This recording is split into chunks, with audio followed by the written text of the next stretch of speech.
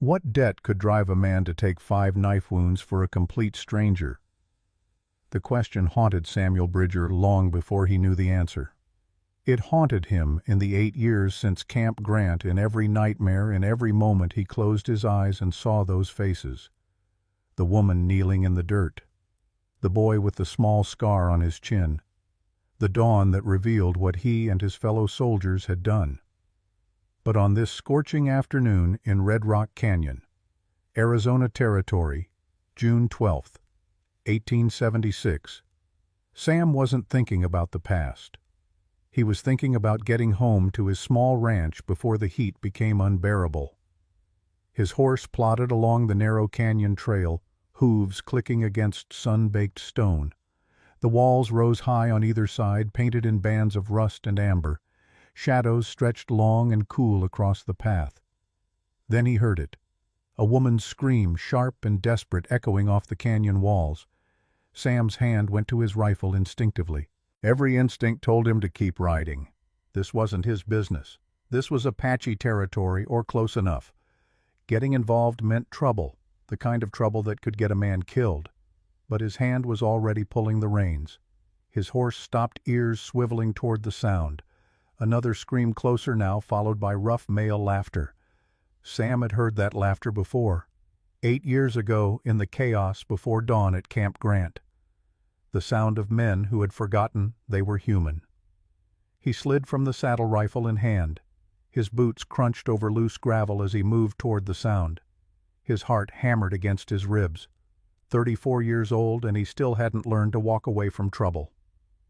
The canyon opened suddenly into a wider space where the walls curved back like cupped hands. 3 men had cornered a woman against the rock face. Sam recognized them immediately. The Harlow brothers, Colt. The oldest had his fist twisted in the woman's long black hair, forcing her head back. Dutch circled her like a predator, grinning. Reed stood to the side, spinning a knife in his fingers, sunlight flashing off the blade. The woman was Apache. Her wrists were bound with rope, her dress was torn at the shoulder, but her eyes burned with defiance even as Colt yanked her hair harder. Sam's breath caught. For one terrible moment he saw another woman, another time, another act of violence he had been part of. Not again. Never again. He stepped into the open space. His voice came out harder than he intended. "Let her go." 4 heads turned toward him. The Harlow brothers stared. The woman's eyes widened in surprise. For a heartbeat, nobody moved. The desert wind whispered through the canyon. A hawk cried somewhere high above. Then everything exploded into motion. Sam raised his rifle and fired. The shot cracked like thunder in the narrow space. Reed dropped without a sound, the knife falling from his fingers. A neat hole in his forehead. He was dead before he hit the ground. Colt roared in rage and released the woman. Dutch was already charging. Sam barely had time to swing the rifle around before Dutch was on him, knife flashing in a vicious arc. The blade caught Sam's right side just below the ribs. Pain exploded through him, white-hot and savage. He staggered but stayed on his feet, bringing the rifle stock up hard into Dutch's jaw. Bone cracked. Dutch went down. But Colt was there now, moving fast for a big man. His knife found Sam's back, punching through shirt and skin, grinding against bone. Sam's breath left him in a gasp. The world tilted. He dropped the rifle and grabbed Colt's arm, trying to wrench the knife away. Dutch was up again, blood streaming from his broken jaw. His blade came in low, stabbing into Sam's left shoulder. Sam felt something tear deep inside. His arm went numb. He couldn't stop the third stab that came from Colt, sinking into his side again. 3 wounds now. 3 burning points of agony. Sam's legs were shaking. Blood soaked through his shirt, warm and wet. But he kept moving, kept fighting, because behind him was the woman, and if he fell, she would die screaming. Sam drove his shoulder into Colt's chest, using his weight to slam the bigger man against the canyon wall. Colt's head bounced off stone with a satisfying crack. Sam brought his fist up, caught Colt under the chin. Once. Twice. Again. Dutch tackled him from behind. They went down together in a tangle of limbs. Sam felt the 4th stab, this one into his right thigh. His leg buckled. He couldn't stand anymore. He rolled, putting his body between the Harlow brothers and the Apache woman, spread his arms wide even as blood poured from him. A human shield. It was all he had left to give. "Run," he tried to say, but the word came out as a whisper. The fifth stab came from Dutch's knife driven down into Sam's lower back. The pain was beyond anything he'd ever felt. It ripped through him like lightning, stealing his breath, his strength, his will. Sam collapsed forward onto his hands and knees. The canyon spun around him, red dust, blue sky, brown stone, all blurring together. He heard Colt cursing, panting. "Crazy bastard! Who fights like that? Who takes that many knives?" "We gotta go," Dutch said, his voice thick with blood from his broken jaw. "He's done. She ain't worth it. Reed's dead. That son of a bitch killed Reed. And we'll bleed out if we stay. Come on." Footsteps. Running. Fading. Sam tried to lift his head. Couldn't. The world was going gray at the edges, darkness creeping in from all sides. His blood pooled beneath him, soaking into the thirsty desert soil. He felt hands on him then, small hands, gentle despite their urgency. The Apache woman knelt beside him, her bound wrists pressed against his chest, trying to stop the bleeding. Her touch was cool against his fevered skin. She spoke in Apache words he didn't understand. Her voice was soft, confused, filled with disbelief rather than fear. She wasn't asking him anything. She was asking fate itself, asking the spirits, asking the desert wind. Why would a stranger give his life for hers? Sam tried to answer, tried to tell her about Camp Grant, about the debt he could never repay, about the faces that haunted him every single night, but his mouth wouldn't work. The words stayed trapped in his throat. The darkness claimed him. Everything went silent. Pain returned before memory did.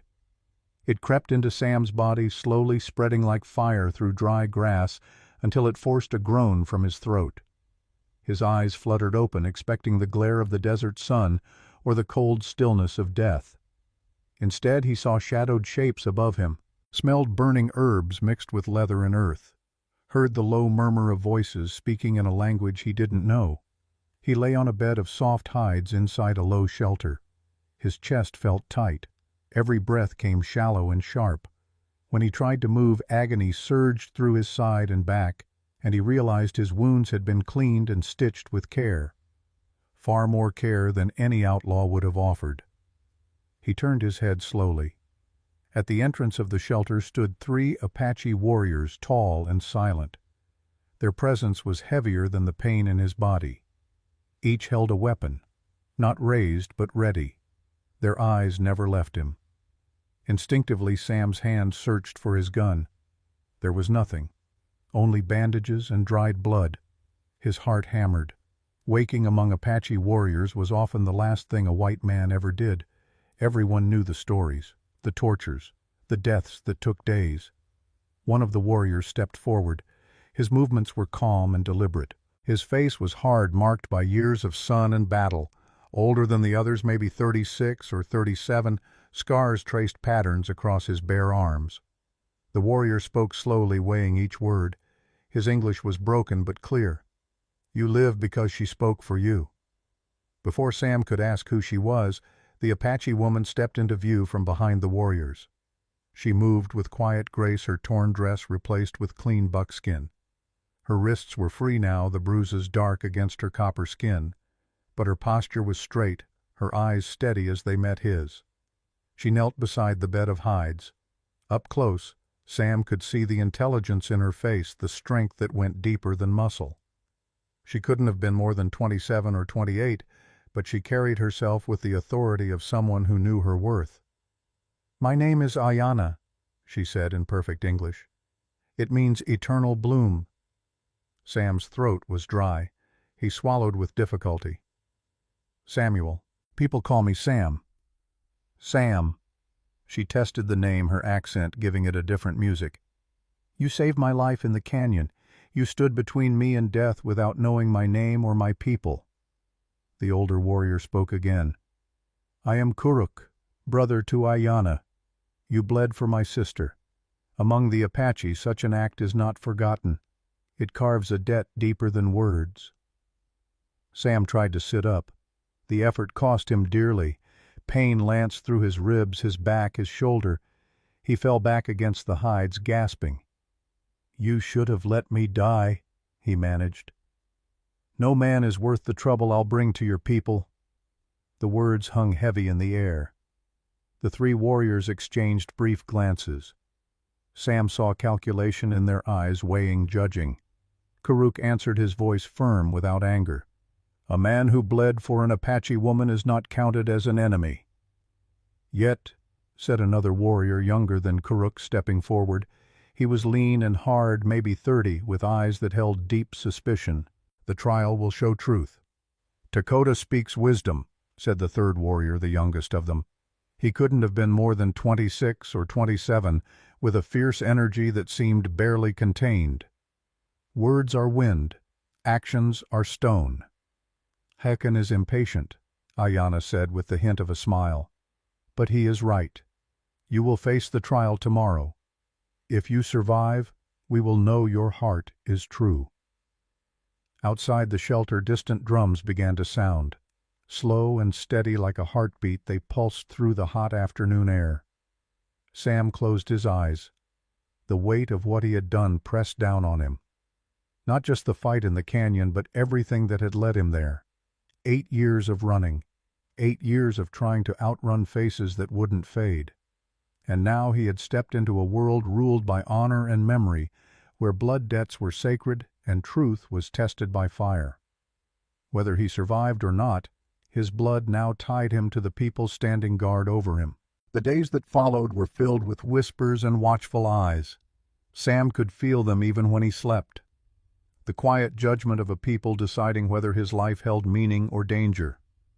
Word spread through the Apache camp that a white man had taken 5 knife wounds to save one of their women. Some shook their heads and called him reckless, a fool driven by madness or pride. Others watched him with curiosity, wondering what kind of man would spill that much blood for someone who was supposed to be his enemy. When Sam was finally strong enough to stand, the elders summoned him. He was led to the center of the camp, leaning heavily on a staff, his wounds still burning beneath the sun. The walk felt like miles. Every step reminded him that his body had been broken and barely put back together. The camp was larger than he'd expected. 50 or 60 wickiups spread across a wide valley backed by steep red cliffs. Women worked at grinding stones or tanned hides stretched on frames. Children ran between the shelters, their laughter high and clear. Men sat in small groups, some working on weapons, others simply talking in low voices. All of them stopped to watch as Sam passed. The elders sat in a semicircle near a central fire pit, though no fire burned in the afternoon heat. 7 old men and women, their faces lined with age and wisdom, their eyes sharp as flint. At the center sat Chief Nantaje, a man who must have been past 60, but whose back was still straight, whose gaze still commanded. Sam stopped before them, leaning on his staff. Sweat ran down his back despite the bandages. The wounds pulled and burned with every breath. Chief Nantaje studied him in silence. The other elders waited. Time stretched thin. Finally the chief spoke. His English was better than Kuruk's, colored with an accent but precise. "You are the one who bled for my daughter." Sam's head came up sharply. Daughter. Ayanna was the chief's daughter. That changed everything. That made what he'd done either a great service or a terrible insult, depending on how these people chose to see it. "I am," Sam said simply. "Why?" The question hung in the air. Why had he risked his life for a stranger? Why had he taken 5 knife wounds? Why had he chosen to bleed? Sam could have lied, could have said something noble about justice or honor. But these people would know. Their eyes saw too much. "Because I owed a debt," Sam said quietly. "Not to her, to her people. A debt I can never fully pay." The elders stirred. Glances were exchanged. Chief Nantaje's eyes narrowed slightly. "What debt?" the chief asked. Sam's throat tightened. He couldn't speak of it. Not yet. The words would choke him. A debt of blood. Old blood. Innocent blood. Silence fell again. The chief and elders seemed to communicate without words, reading meaning in each other's faces. Finally, Chief Nantahe spoke again. You carry guilt. This is clear. But guilt alone does not make a man honorable. It can make him reckless, desperate. He paused. We will know your true heart. Tomorrow at dawn you face the desert, alone. No water, no horse, only a knife. If you return when the sun touches the mountains, your intentions will be believed. If not, the desert will judge you more fairly than men ever could. Sam nodded slowly. He had expected this. Some kind of test. Some way to prove himself worthy of the mercy they had shown. I accept, he said. Good. The chief gestured to Kuruk. Take him. Let him rest. Tomorrow we will see what lives inside his chest. A coward's heart or a warrior's? As Kuruk led him away, Sam glanced back once. Ayanna stood near the edge of the gathering watching. When their eyes met, something passed between them. Recognition, maybe.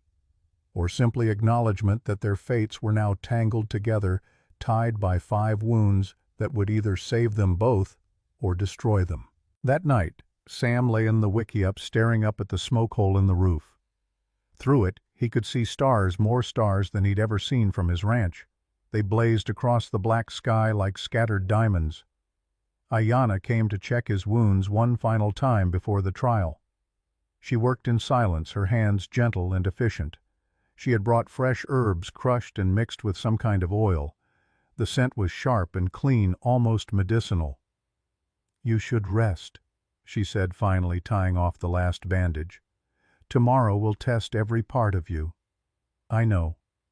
She sat back on her heels, studying him in the dim light of the small oil lamp. Why did you really do it in the canyon? You could have ridden past. Sam was quiet for a long moment. How could he explain 8 years of nightmares, 8 years of seeing faces that wouldn't fade, 8 years of carrying weight that threatened to crush him? Let's just say I owed a debt, he said again. You said that to my father. It's true. But not the whole truth. It wasn't a question. Sam looked away, unable to meet her eyes. No, not the whole truth. Ayanna was silent for a moment. Then she spoke softly.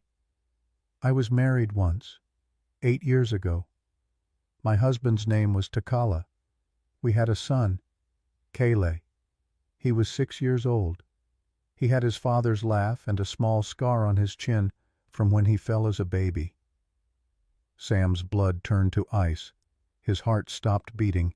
He couldn't breathe. Soldiers came at dawn. Ayanna continued, her voice steady but distant, as if she was speaking from somewhere far away. They said there would be peace. They lied.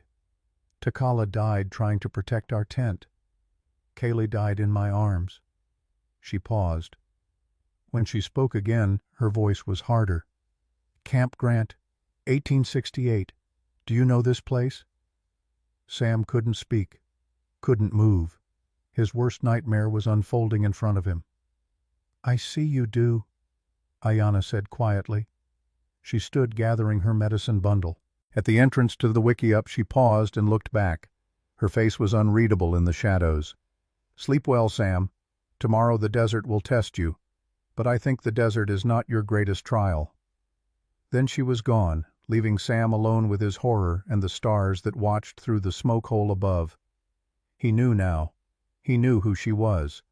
The woman kneeling in the dirt, the woman holding the boy with the scar on his chin, the woman whose husband he had killed, whose son he had killed, and she had saved his life.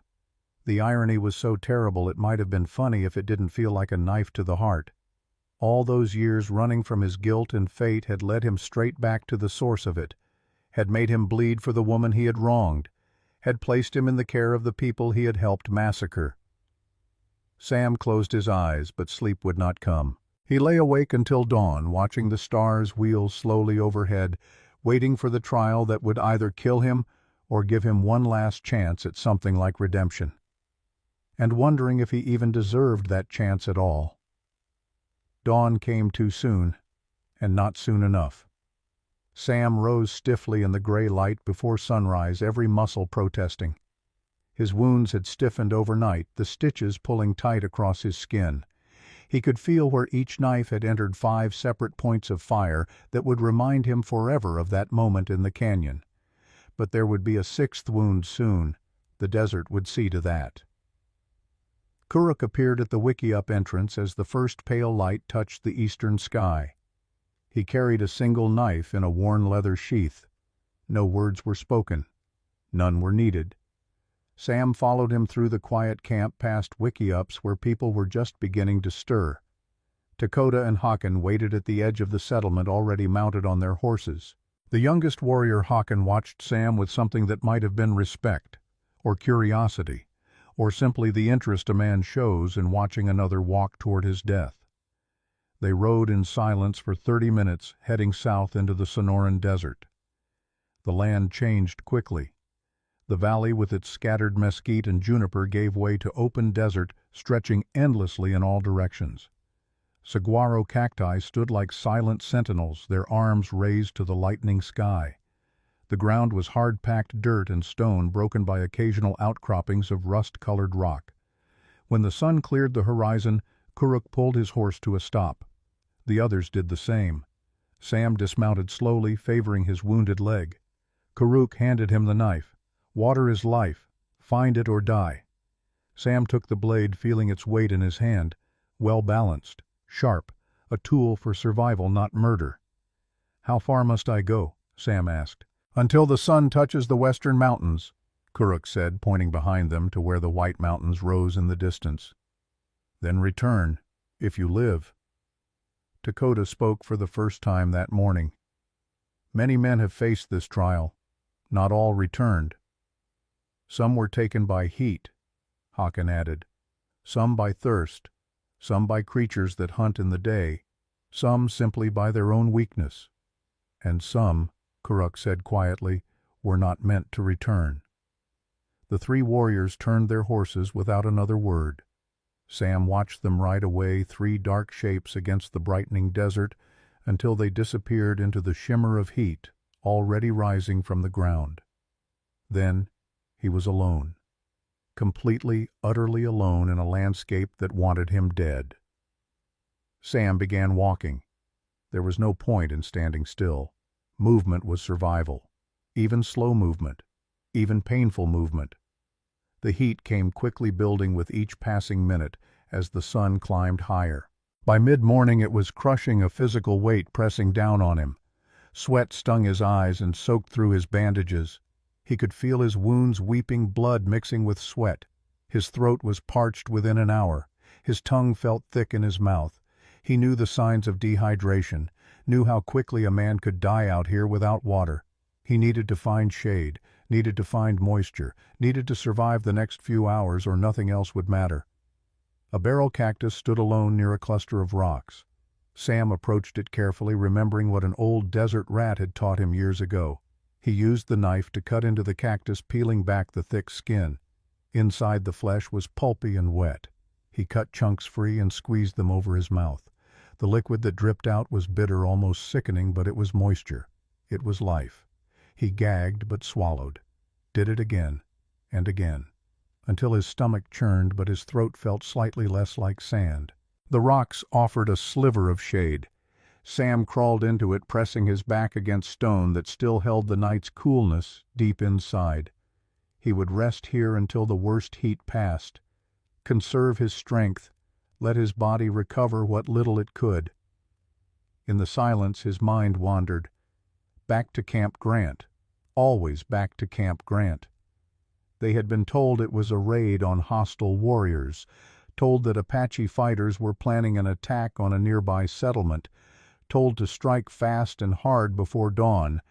Captain Thornton had given the orders himself, his face grim in the lamplight. "These are not innocents, men. These are warriors who have killed our people. We end this threat tonight." Sam had believed him. They all had. They were soldiers following orders, protecting settlers, doing their duty. The darkness before dawn had hidden so much. The chaos of the attack had hidden even more. Gunfire and shouting and the acrid smell of black powder smoke, shapes moving in the darkness, targets that fell when hit. It had felt like battle, like war. Only when the sun rose did the truth reveal itself. Not warriors. Families. Old men and women. Children. Mothers holding babies. All of them cut down in the darkness by soldiers who thought they were fighting enemies. Sam remembered the moment he understood what they had done. Remembered the sickness that rose in his throat. Remembered seeing that woman kneeling in the dirt, her keening wail cutting through the morning air like a knife. She had held a boy to her chest, rocking back and forth, his small body limp in her arms. Sam had seen the scar on the boy's chin even from a distance. Such a small thing. A marker of a life lived. A fall. A scrape. A mother's kiss to make it better. All erased in an instant by a soldier's bullet. His bullet, maybe, or another man's. What did it matter? They were all guilty. Every single one of them who had fired into that camp. Captain Thornton had tried to justify it afterward, said intelligence had been wrong, said mistakes happen in war, said they would write it up as an unfortunate incident during legitimate military operations, but Sam had seen the truth in Thornton's eyes. The man had known, or suspected, or simply hadn't cared enough to verify. Either way, innocent blood was on all their hands. Sam had deserted 3 days later, walked away from his unit, his rank, his duty, become a ghost, found a small patch of land far from anyone and tried to disappear into the work of ranching, tried to forget. But you can't forget faces like that, can't outrun the dead. They follow you everywhere, patient and persistent, waiting in every quiet moment. A sound jerked Sam back to the present, a low groan barely audible over the desert wind. He tensed hand going to the knife. Animal man danger. The sound came again, definitely human, definitely in pain. Sam forced himself to stand, biting back a cry as his wounds protested. He moved toward the sound, circling a larger outcropping of rock. On the far side, in a narrow strip of shade, lay a young Apache warrior. The man was barely conscious. His leg was badly swollen, the skin around a puncture wound turning dark. Snake bite. Probably this morning, judging by the progression of the venom. He had crawled here seeking shade, and then collapsed. Sam knelt beside him. The young warrior's eyes fluttered open. They were glazed with fever and pain. He couldn't have been more than 21 or 22. Barely more than a boy. "Water," the warrior whispered. "Please." Sam looked at the cactus water he had saved in a hollow stone, looked at the dying man, looked at the sun still hours from touching the western mountains. He could leave the warrior here, save his water, save his strength, complete the trial, live. Or he could share what little he had, try to save this stranger, risk failing the test, risk his own death. But when Sam looked at the young warrior's face, he saw Keel, saw that boy with the scar on his chin, saw every innocent life taken at Camp Grant. I couldn't save that child, Sam thought. Maybe I can save this one. He lifted the stone to the warrior's lips and let him drink. The young man swallowed greedily, some of the water spilling down his chin. When it was gone, his eyes focused slightly. "Who?" he managed to ask. "Doesn't matter," Sam said. He examined the snake bite. Bad. Very bad. The venom had spread far. Without treatment, the man would be dead by nightfall. Maybe sooner. Sam tore strips from his already ragged shirt and used them to bind the wound tightly above and below the bite. It wouldn't stop the venom, but it might slow it. He used more of the cloth to create a sling, fashioning it around the young warrior's chest and under Sam's own shoulders. "Can you stand?" Sam asked. The warrior shook his head weakly. "Then I'll carry you." It was madness. Sam knew it was madness. He was wounded himself, dehydrated, exhausted. The young warrior probably weighed 160 pounds. The camp was miles away. The sun was merciless. But Sam had made his choice 8 years ago in the darkness before dawn at Camp Grant. He had chosen wrong then. He could choose right now. He got the warrior onto his back with enormous effort. Pain exploded through Sam's wounds. Fresh blood soaked through his bandages. His legs trembled under the combined weight. One step, then another, then another. Each step was agony. Each breath was fire. The desert tilted and swayed around him. But Sam kept moving, kept putting one foot in front of the other, north, toward the camp, toward people who could help. The sun climbed to its peak and began its descent. Sam's world narrowed to just the next step, then the next, then the next. He lost track of time, lost track of distance. There was only movement and pain and the weight on his back and the knowledge that if he stopped, they would both die. He was barely conscious when he heard the gunshots. Distant, multiple, rapid fire, coming from the direction of the Apache camp. Sam's head came up. His vision swam, but he knew those sounds. Battle, attack. Someone was hitting the camp. The Harlow brothers, Colt and Dutch. They had come back with reinforcements. Come for revenge. Which meant Ayanna was in danger. Fresh adrenaline surged through Sam's body, overriding pain and exhaustion. He shifted the young warrior's weight and began to move faster. Not quite running. His body couldn't manage that, but faster than the shuffle he'd been managing. The warrior on his back stirred. "What?" he mumbled. "Your people need you," Sam gasped. "Both of us need to get there." More gunshots, shouting now barely audible over distance, the sounds of a battle already begun. Sam topped a low rise and saw the camp in the valley below. Smoke rose from one of the wickiups. Figures moved in chaos.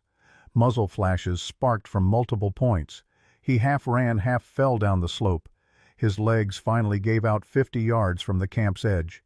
He and the young warrior tumbled together, rolling in the dirt. Sam's wounds reopened completely. Blood poured freely now. But he could see the camp clearly. 8 or 9 armed men, white men, had attacked from the eastern approach. They had surprised the Apache during the afternoon rest period when the warriors were scattered and the defenses were at their weakest. Colt Harlow's doing, surely. The man was vicious, but not stupid. Apache warriors were rallying now, grabbing weapons, forming a defensive line. But several were already down. Women and children fled toward the western edge of the camp. Elders moved with them, protecting the most vulnerable. Sam saw Karuk fighting 2 men at once, his knife flashing in the sun. Saw Dakota take a bullet to the shoulder but keep fighting. Saw Hakan desperately trying to reach a group of children pinned down between wickiups. And he saw Ayanna. She was at the healing tent trying to drag wounded warriors to safety, completely exposed, completely vulnerable. As Sam watched one of the attackers turn toward her, raised his rifle, took aim.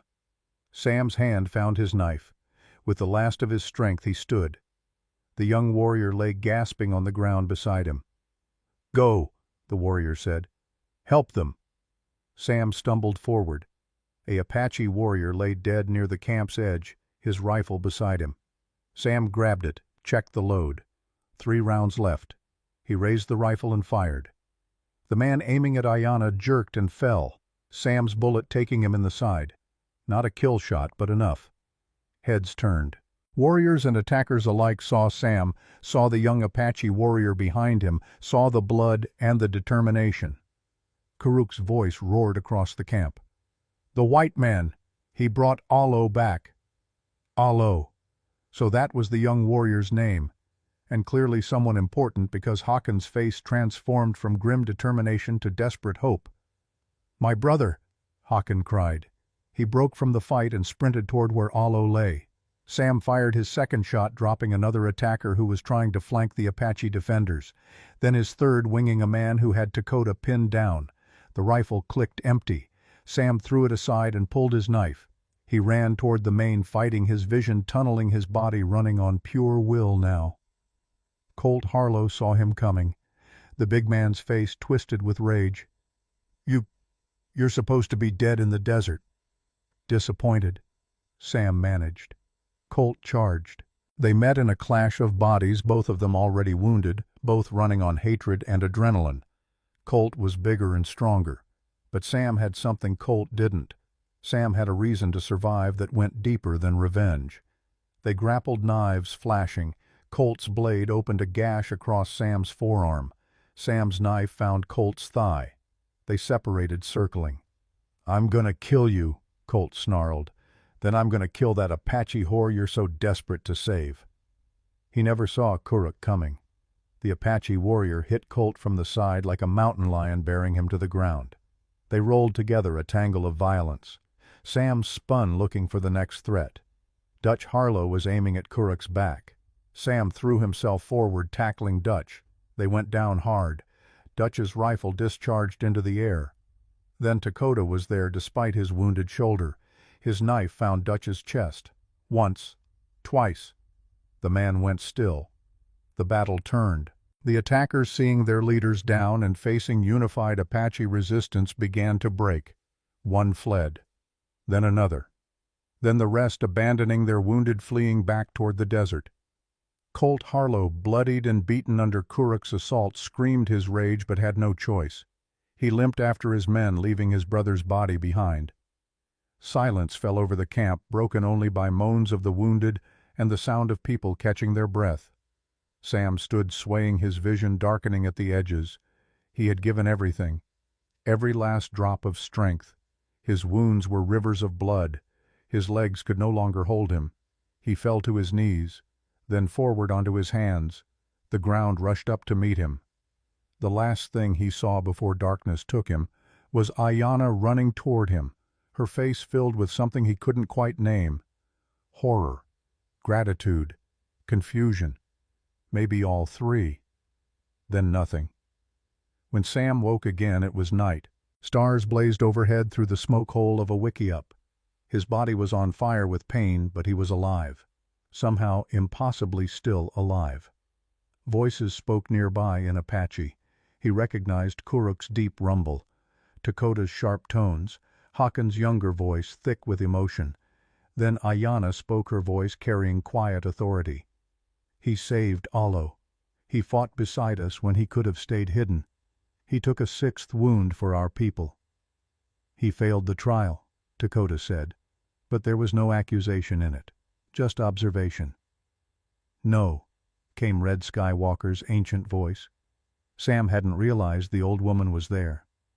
"He passed a greater trial, the trial of choice. He chose another's life over his own success. He chose to stand with us over completing his test. He chose honor over survival." Footsteps. Someone approaching where Sam lay. He kept his eyes closed, too weak to open them. Red Skywalker's hand touched his chest, her fingers finding the 5 scars from the canyon.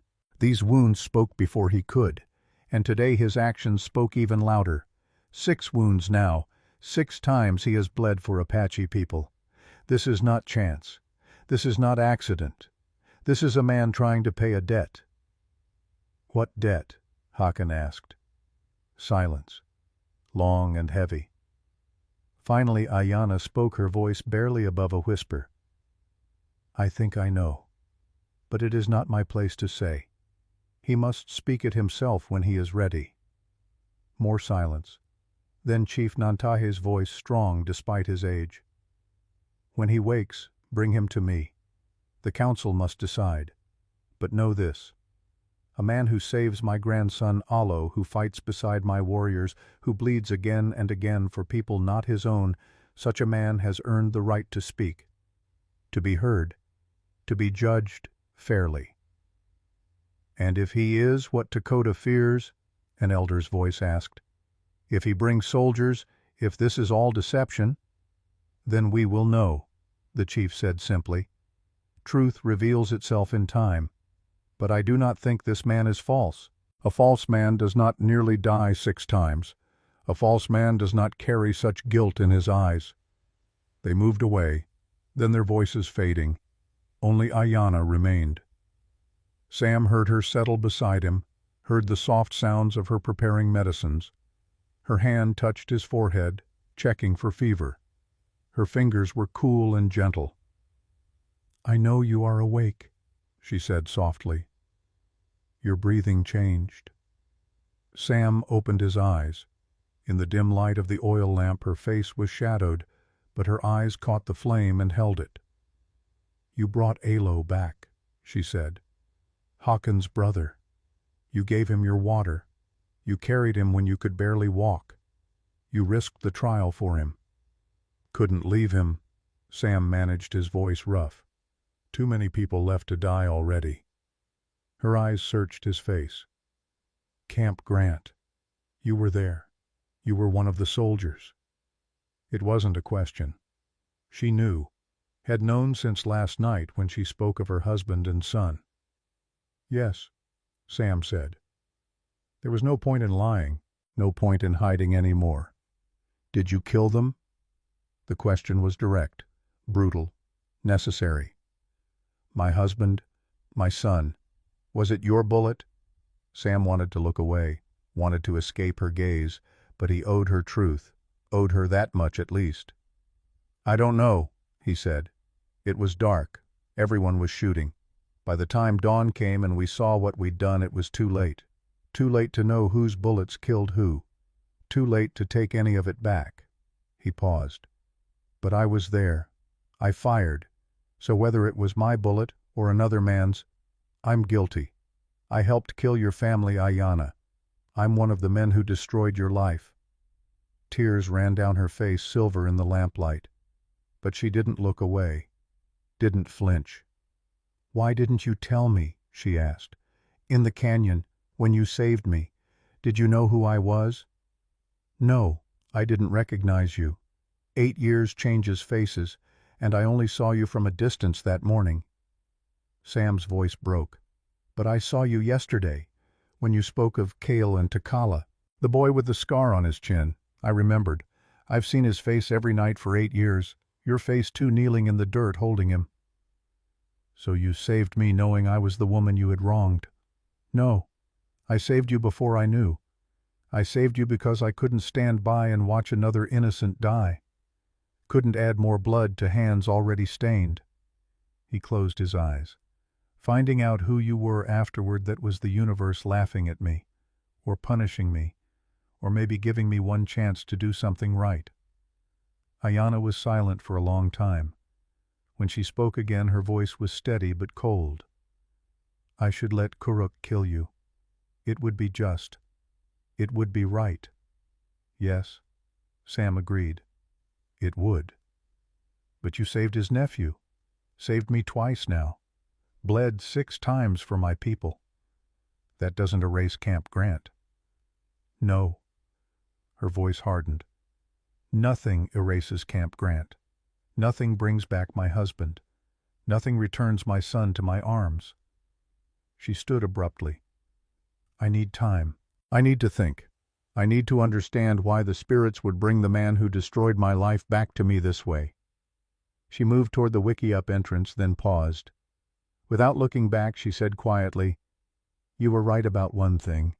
You do owe a debt. 5 wounds weren't enough. 6 wounds aren't enough. I don't know if any number of wounds will ever be enough." Then she was gone, leaving Sam alone with his pain and his guilt and the stars watching through the smoke hole above. Tomorrow the council would decide his fate. Tomorrow he would face judgment from the people he had wronged. But tonight he had truth. Terrible, brutal, necessary truth. Ayanna knew. The debt was named. And somehow, impossibly, he was still alive to try to pay it. Morning came with the sound of arguing voices. Sam woke to find the camp in turmoil. Through the open entrance of the wiki-up he could see clusters of warriors gathered in heated discussion. Elders stood in tight circles, their faces grave. Women moved among the wounded, tending injuries from yesterday's battle while casting glances toward where Sam lay. Word had spread. Not just about the fight, not just about Alo's rescue. About everything. About Camp Grant. About who Sam really was. Kuruk appeared in the entrance, his face unreadable. Behind him stood Takota and Haakon, the 3 warriors who had stood guard over him when he first arrived. Now they looked like judges preparing to pass sentence. "Come," Kuruk said simply. "The council calls for you." Sam tried to rise. His body screamed in protest. The wounds from the canyon had reopened during yesterday's fight. The new gash on his forearm was angry and inflamed. Every muscle felt like it had been beaten with stones. Hawkins stepped forward and offered his arm. Sam stared at him in surprise. After everything, after the truth about Camp Grant, this young warrior was still willing to help him. "My brother Allo lives because of you," Hawkins said quietly. "Whatever else you are, whatever else you have done, that truth does not change." With Hawkins' help, Sam managed to stand. They walked slowly through the camp. People stopped to watch. Some faces showed curiosity. Others showed anger. A few showed something that might have been pity. At the center of the camp, near the dead fire pit, the council had gathered. Chief Nantaje sat in the middle, flanked by 6 elders. Red Sky Walker stood slightly apart, leaning on a gnarled walking stick, and there, standing behind her father, was Ayanna. Her face was composed, but her eyes were red-rimmed. She had been crying. Sam was brought to stand before them. His legs shook, but he refused to sit. He would face this judgment on his feet. Chief Nantaje spoke first, his voice carrying across the assembled crowd. "Samuel Bridger, we have learned much about you in the hours since the battle. Some of this knowledge was given freely, some was guessed, some was remembered." His eyes found Ayanna. "My daughter has told me of Camp Grant, of the morning soldiers came in darkness and killed innocents, of her husband Takala who died defending his family, of her son Kaylee who died in her arms." Murmurs ran through the crowd. Not everyone had known the full story. Now they did. "She has also told me that you were one of those soldiers, one of the men who brought death to our people 8 years ago." The chief's voice hardened. "Is this true?" Every eye in the camp fixed on Sam. The weight of their stares was heavier than any wound. "It is true," Sam said. His voice was steady despite the fear coursing through him. "I was there. I was one of the soldiers at Camp Grant. I followed orders I believed were right, but they were built on lies. When dawn came and I saw what we had truly done, I deserted. But leaving did not erase my guilt. Nothing can erase that." "Yet you saved my daughter when those men attacked her in the canyon," the chief said. "Why did you know who she was?" "No, not then." Sam's voice broke slightly. "I only understood after she spoke of her son, the boy with the scar on his chin. Then I knew I had saved the very woman I had wronged 8 years ago." He paused. "I acted because I could not stand by and watch another innocent die, because I needed to do one right thing after so many wrongs." An elder spoke up, his voice sharp with anger. "Pretty words, but words are cheap. How do we know this is not a trick? How do we know you are not a spy sent to learn our ways, our defenses, so more soldiers can come and finish what they started at Camp Grant?" "You do not know," Sam said simply. "You have only my actions. I took 5 knife wounds to save 1 woman. I gave my water to Alo when I could have saved it for myself. I carried him when I could barely walk. I fought beside your warriors when I could have stayed hidden in the desert. I have bled 6 times for Apache people. These are the only truths I can offer." Dakota stepped forward from where he stood with the other warriors. His shoulder was bandaged from yesterday's battle, but he moved with purpose. "I did not trust this man," he said loudly. "I thought him a fool or a spy. I told Kuruk we should kill him in the desert and be done with it." Sam's heart sank. If Dakota spoke against him, others would follow. But Dakota continued. "Yesterday I saw this man throw himself into battle to protect us. He was already wounded, already exhausted, already dying. But he fought. He saved my life when a bandit had me pinned. He saved Ayanna when another took aim at her. He bled again for us." Dakota paused. "A spy does not bleed like that. A spy does not risk death 6 times. Whatever this man was 8 years ago yesterday, he was Apache." Shocked silence fell over the camp. Dakota the skeptic, the one who had argued most strongly against trusting any white man, had just defended Sam. Hawkins spoke next. "He saved my brother Allo, carried him miles through the desert. Allo says this man gave him water, gave him hope, refused to leave him to die. My family owes him a blood debt that cannot be dismissed." Then, surprisingly, a voice came from the crowd. Delson stepped forward, the warrior who wanted to marry Ayanna, the one who had every reason to want Sam dead. His face was hard, but his words were clear. "I do not like this white man. I do not trust him. I do not want him here." Delson paused. But yesterday when the fight came, he could have run, could have hidden, could have saved himself. Instead, he fought beside us. That means something, even if I wish it did not.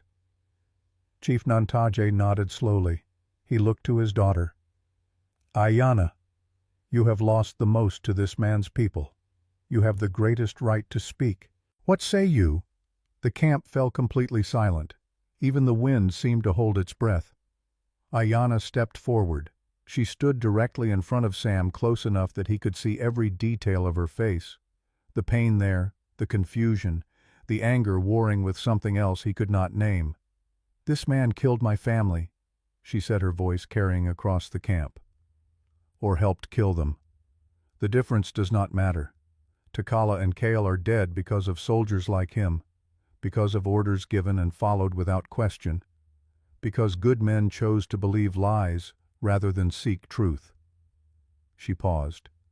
Sam saw tears gathering in her eyes, but she did not let them fall. "For 8 years I have carried hatred in my heart. Hatred for all white men, hatred for all soldiers, hatred for everyone who took part in that massacre. I dreamed of revenge. I prayed to the spirits to bring me justice." Her voice broke. "And then this man rode into a canyon and took 5 knife wounds to save my life. Not knowing who I was, not knowing I was the woman he had wronged, he just saw someone in danger and chose to bleed for them." She turned to face the council and the assembled tribe. "Yesterday he gave water to Alo when he needed it himself. He carried a dying man when his own wounds were still fresh. He came back to fight for us when he could have escaped. He has bled 6 times. 6 times he has chosen us over himself, over his own survival, over his own safety." Ayanna's voice grew stronger. "I do not forgive him. I do not know if I ever can. The wound he helped create is too deep, too raw. But I see what he is trying to do. I see a man trying to pay an unpayable debt, a man trying to make right what can never be made right. And there is honor in that. There is value in that." She looked back at Sam. "If you kill him, you kill a man who is trying to change, who is trying to be better than what he was. And if we kill every man who tries to change, who tries to grow beyond his worst moment, then we are no better than those who attacked us at Camp Grant." The silence that followed was absolute. Sam could hear his own heartbeat thundering in his ears. Red Sky Walker stepped forward, then moving slowly on her ancient legs.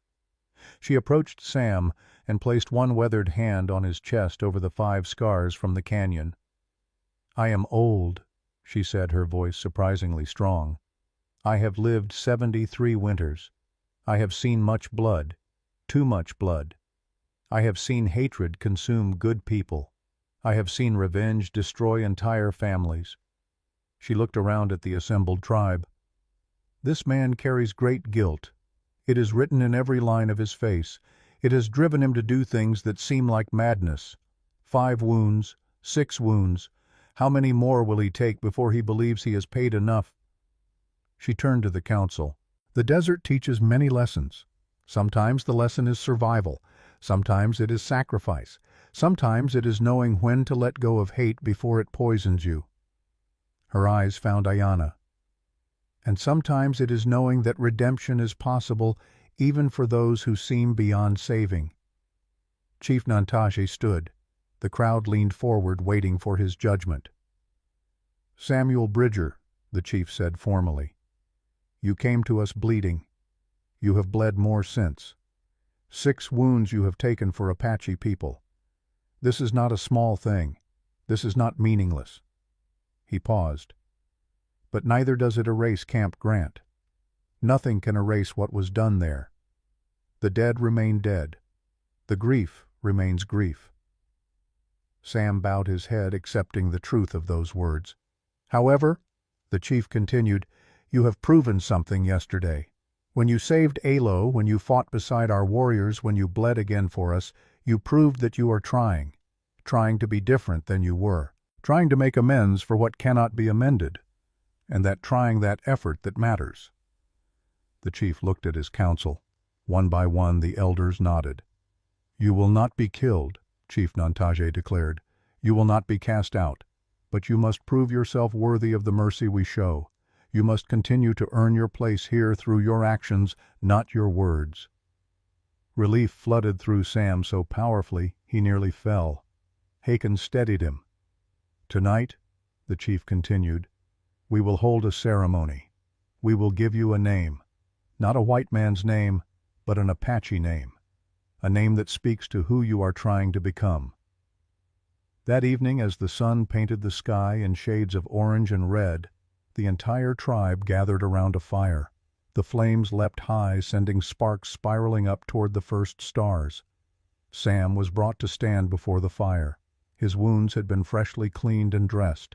Someone had given him a clean shirt, though it hung loose on his frame. Chief Nantaje began to speak in Apache. His words rolled out in a rhythm that was almost like song. Though Sam did not understand the language, he felt the weight of the ceremony, the importance of this moment. Red Sky Walker stepped forward with a bowl of red paint. She dipped her fingers in and began to draw on Sam's chest. 5 lines, one for each wound from the canyon. She drew them carefully, precisely, making them visible over the actual scars. As she worked, the chief spoke in English so Sam would understand. "These 5 wounds tell a story.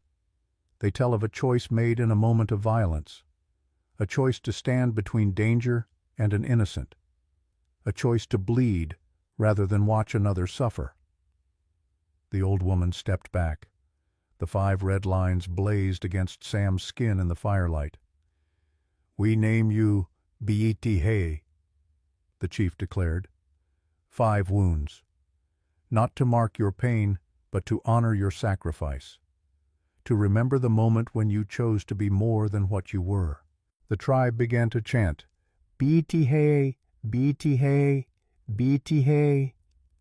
The name washed over Sam like a wave. 5 wounds, not Samuel Bridger, deserter and killer, not Sam the man haunted by ghosts, but 5 wounds, the man who chose to bleed for others. Tears streamed down his face. He made no effort to hide them. This was acceptance he had never dreamed possible. A new name, a new identity, a chance to be something other than his worst moment. Kuruk stepped forward and clasped Sam's arm. "Brother," he said simply. Dakota came next. "Brother." Then Haken. "Brother." One by one the warriors of the tribe came forward. Not all of them. Some still held back, still uncertain, still angry. But enough to show that he had earned a place here, however fragile, however conditional. Finally, Ayana approached.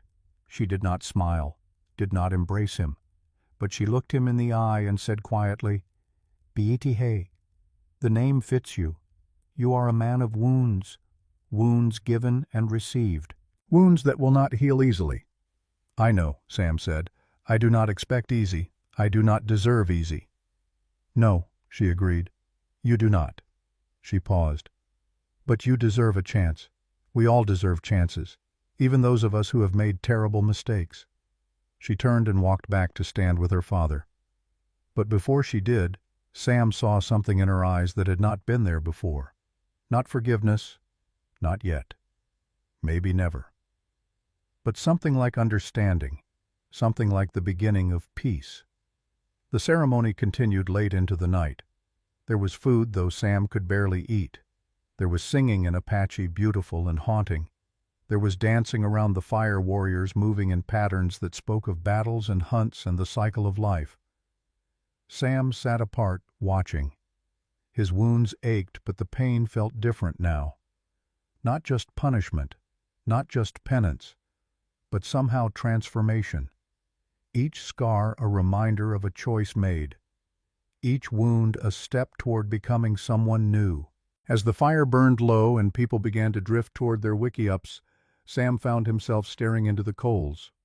Tomorrow would bring new challenges. The Harlow brothers were still out there wounded and angry. There would be consequences from that fight. And his past was not truly settled. Could never be truly settled. But tonight, under the stars, with a new name and a new chance, Sam allowed himself something he had not felt in 8 years. Hope. Small, fragile, easily shattered, but real. He was 5 wounds now, a man defined not by his worst moment but by his attempt to rise above it, not by the blood on his hands but by the blood he was willing to shed for others. It was not redemption, not yet, maybe never completely, but it was a beginning, and for a man who had been drowning in guilt for 8 years, a beginning was more than he ever thought he would get. 3 days passed in an uneasy peace. Sam, now called 5 Wounds by the Apache, spent his time helping where he could despite his wounds. He worked alongside the warriors repairing damage from the bandit attack. He helped the women carry water from the spring. He sat with the children and taught them simple words of English while they taught him Apache. Slowly, painfully, he was becoming part of the community's rhythm. But he could feel the tension building, could see it in the way some of the elders watched him, could hear it in the whispered conversations that stopped when he approached. The truth about Camp Grant hung over the camp like a thundercloud waiting to break. And Ayanna avoided him. She was never rude, never cruel, but she found reasons to be elsewhere when he was near. Her eyes would not meet his. The distance between them grew wider each day, and Sam understood why. How could she look at the man who had helped kill her family and not feel rage? How could she stand to be near him? On the 4th morning after the ceremony, everything changed. Sam woke to the sound of horses approaching. Many horses. He emerged from his wiki-up to find the entire camp stirring with alarm. Warriors grabbed weapons. Women hustled children toward the back of the camp. Elders stood in tight groups, their faces grave. Kuruk appeared at Sam's side. Cavalry. 15 men, maybe more, flying the flag. Sam's heart sank like a stone. The army had found him. After 8 years of running his past, had finally caught up. "I will go to them," Sam said immediately. "I will not bring war to your people." "You think they come only for you?" Kuruk asked. "Yesterday's battle. Dead white men. They may come for all of us." They walked together toward the camp's edge where Chief Nantaye was already standing with his council. The cavalry approached at a measured pace, not charging but not retreating either. At their head rode an officer Sam recognized even from a distance, Captain Marcus Thornton, his former commanding officer, the man who had given the orders at Camp Grant. The cavalry stopped 50 yards from the camp. Thornton dismounted, flanked by 2 sergeants.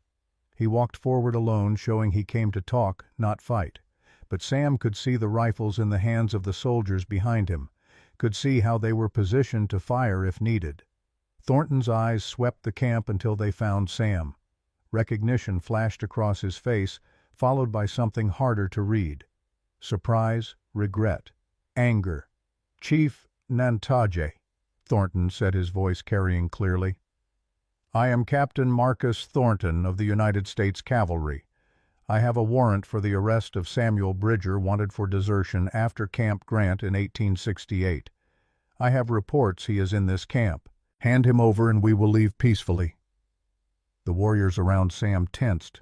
Hands moved to weapons, but Chief Nantaye raised a hand for calm. "And if we do not," the chief asked, "then I am authorized to retrieve him by force." Thornton's face was grim. "I do not want more bloodshed, Chief, but I have my orders." Sam stepped forward before anyone could stop him. "I will go, Captain. These people had nothing to do with my desertion. Let them be." Thornton's eyes locked on Sam. For a long moment neither man spoke. Then Thornton said quietly, "You look like hell, Bridger. Feel like it too. How many wounds is that? I can see bandages everywhere." 6. 6 wounds. Something flickered in Thornton's eyes. "All since you left? All in the past week?" Thornton was silent, processing this. Then he said, "Walk with me, Bridger, alone, just to the edge of the camp. I want to talk before we do this." Chief Nantahe looked at Sam. Sam nodded. "It is all right. I will hear what he has to say." They walked together, captain and deserter, until they were out of earshot of both groups. Thornton stopped and turned to face Sam. "Camp Grant," Thornton said without preamble. "You deserted 3 days after. I knew why. So did half the men." "You gave the orders?" Sam said, old anger rising. "You told us it was a hostile camp. You told us we were stopping an attack." "I was lied to." Thornton's voice was sharp. "Intelligence was false. Deliberately false. Someone wanted that camp destroyed and used us to do it. I found out 2 weeks later, tried to report it. Was told to keep my mouth shut or face court-martial myself." He paused. "I have lived with that guilt every day since." Sam stared at him. All these years he had blamed Thornton, had seen him as the architect of the massacre. But maybe Thornton was just another tool, another pawn in someone else's game. "Why are you telling me this?" Sam asked. "Because I owe you truth." Thornton looked back toward the Apache camp. "And because I want to know what you are doing here, with them. I heard about the fight with the Harlow gang, heard you fought alongside the Apache, that you have been accepted by them somehow." His eyes found Sam's face. "How? Why?" Sam was silent for a moment. Then he told it. All of it. The canyon, the 5 wounds, waking in the camp, the trial in the desert, saving Alo, the battle, the ceremony, and finally the terrible truth about Ayanna. "The woman I saved," Sam said quietly. "She is the woman from Camp Grant, the one kneeling with the boy, her husband and son. I killed them, Marcus, or helped kill them, and then 8 years later I saved her life without knowing who she was." Thornton's face went pale. "Jesus, Sam." "She knows now. They all know. And somehow impossibly they have not killed me.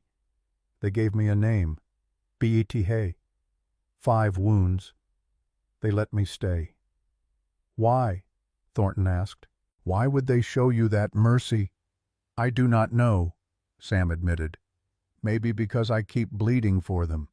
Maybe because they see I am trying to pay a debt I can never fully pay. Or maybe they are just better people than we are."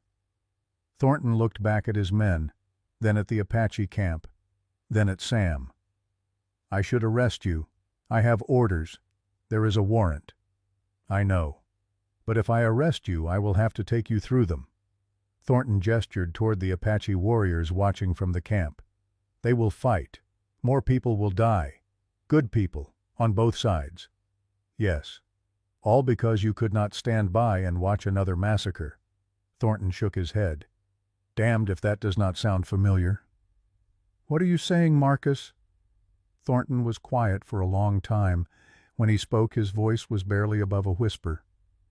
"According to military records, Samuel Bridger was killed in action at Camp Grant. Died during the confusion of the battle. His body was never recovered." Sam's breath caught. "What? Dead men cannot be arrested for desertion." Thornton met his eyes. "You died 8 years ago, Sam. What you are doing now, whoever you are becoming with these people, that is not my concern. The Army has no business with ghosts. You would lie for me, risk your career. I would correct an error in the records." Thornton's voice was firm. "And I would sleep better at night knowing that one man found a way to make amends for what we all did, even if the rest of us have to live with it forever. Marcus, do not thank me, and do not come back." Thornton's voice turned hard. "You are dead to that world, Sam. Stay dead. Live here with these people. Try to earn that mercy they have shown you. But if you ever step foot in our territory again, if you ever give me a reason to remember you exist, I will have no choice but to act on it." Sam nodded slowly. "I understand." "Do you—" Thornton stepped closer. "Do you understand what you are giving up? Your name, your history, any chance of going back to what you were? You will be Beete for the rest of your life. An Apache name, an Apache life. No ranch, no cattle, no white world at all. I gave up that world 8 years ago, Sam said quietly. I have just been pretending I could get it back. But I cannot. I know that now. Thornton studied his face for a long moment. Then he extended his hand. Then I suppose this is goodbye, Sam. Or 5 wounds. Or whoever you are now. Sam took the hand and shook it. Thank you, Marcus. For everything. Do not thank me. Just do not waste it. You have been given something rare. A chance to become someone new. Someone better. Do not throw that away. They walked back toward the camps together. The tension was visible on both sides. Weapons ready. Warriors and soldiers both prepared for violence. Thornton raised his voice so all could hear. I came looking for a deserter named Samuel Bridger. According to our records, he died at Camp Grant 8 years ago. There is no deserter here, only Apache and one very lucky ghost. He mounted his horse. We are leaving. There will be no trouble today. One of his sergeants protested. Sir, the report said... The reports were wrong, Sergeant. Thornton's voice was steel. Mount up. We are returning to the fort. The soldiers exchanged confused glances, but obeyed. They turned their horses and began to ride away. Thornton paused only once, looking back at Sam. He nodded once. Sam nodded back.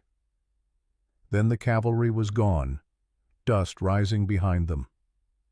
The Apache camp exploded in relieved chatter. Warriors lowered their weapons. Women emerged with children. The threat had passed without bloodshed, but Sam barely heard any of it. Because Ayanna had appeared beside him, her face pale, her eyes wide. He let you go, she said. Your own captain. He let you go. He gave me a chance, Sam replied. A chance I do not deserve but will try to honor. Why? Ayanna's voice was sharp. Why would he do that? Because he carries guilt too. Because he knows what we did at Camp Grant was wrong. Because he sees I am trying to make amends, and maybe he wishes he could do the same.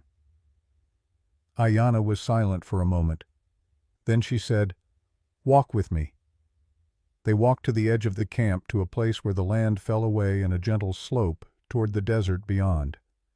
The same desert where Sam had nearly died during his trial, where he had carried aloe, where he had chosen lives over his own survival. I have been avoiding you, Ayanna said without preamble.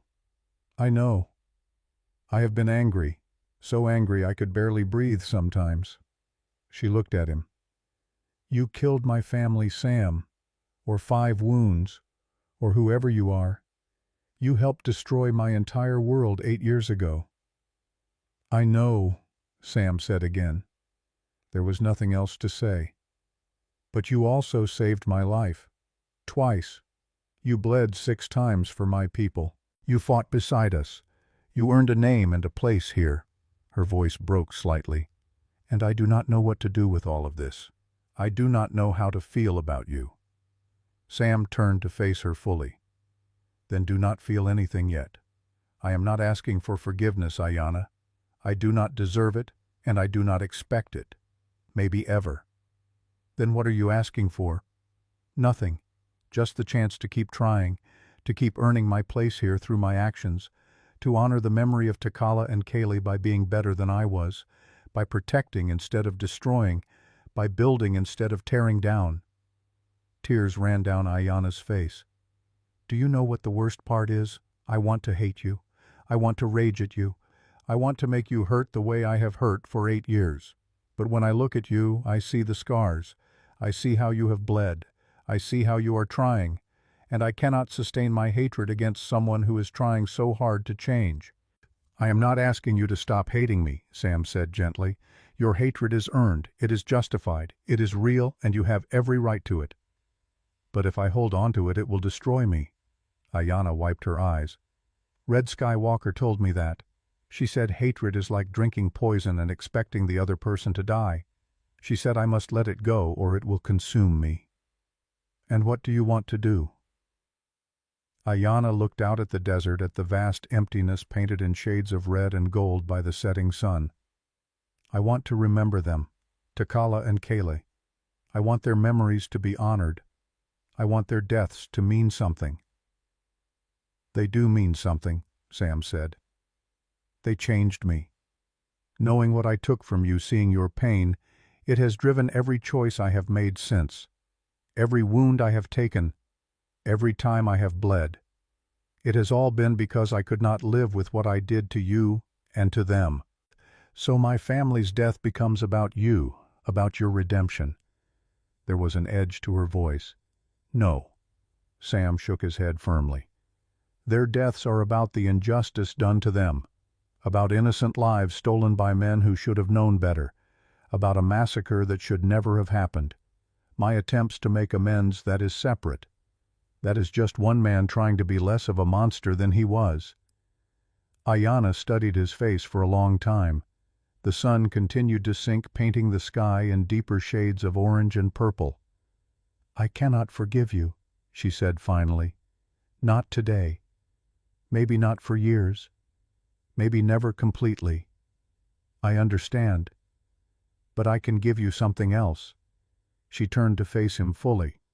I can give you acknowledgement. I can say that I see you trying. I see you bleeding.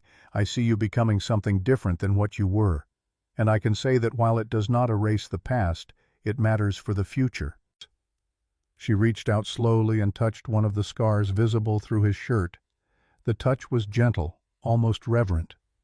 6 wounds. 6 times you chose pain over safety. 6 times you chose to bleed rather than watch others suffer. That means something. 5 wounds. Maybe not enough, but something. Thank you, Sam said quietly. That is more than I deserve. Perhaps. Ayanna withdrew her hand. But Red Skywalker says sometimes mercy is not about what we deserve. It is about what we need to grow, what we need to become better than we are. They stood in silence as the sun finally touched the horizon. The sky blazed with color, brilliant and temporary, a reminder that beauty could exist even in harsh places, that light could shine even after darkness. What happens now? Sam asked. Now we continue, Ayanna said. You continue to earn your place here. I continue to heal from wounds that go deeper than skin. We both continue to carry our scars and try to make something meaningful from all this pain. And us. Is there an us? Ayanna smiled sadly. There is a connection, forged in blood and pain and choices made in desperate moments. What that connection becomes, I do not know. Friend Allie, something more or something less. Time will tell. I can live with that uncertainty. Good, because that is all I can offer right now. Uncertainty and the promise that I will try. Try to see past what you were. Try to honor what you are becoming. Try to let go of my hatred before it poisons me completely. That is more than enough, Sam said. More than I ever hoped for. They walked back to camp together as the stars began to appear overhead.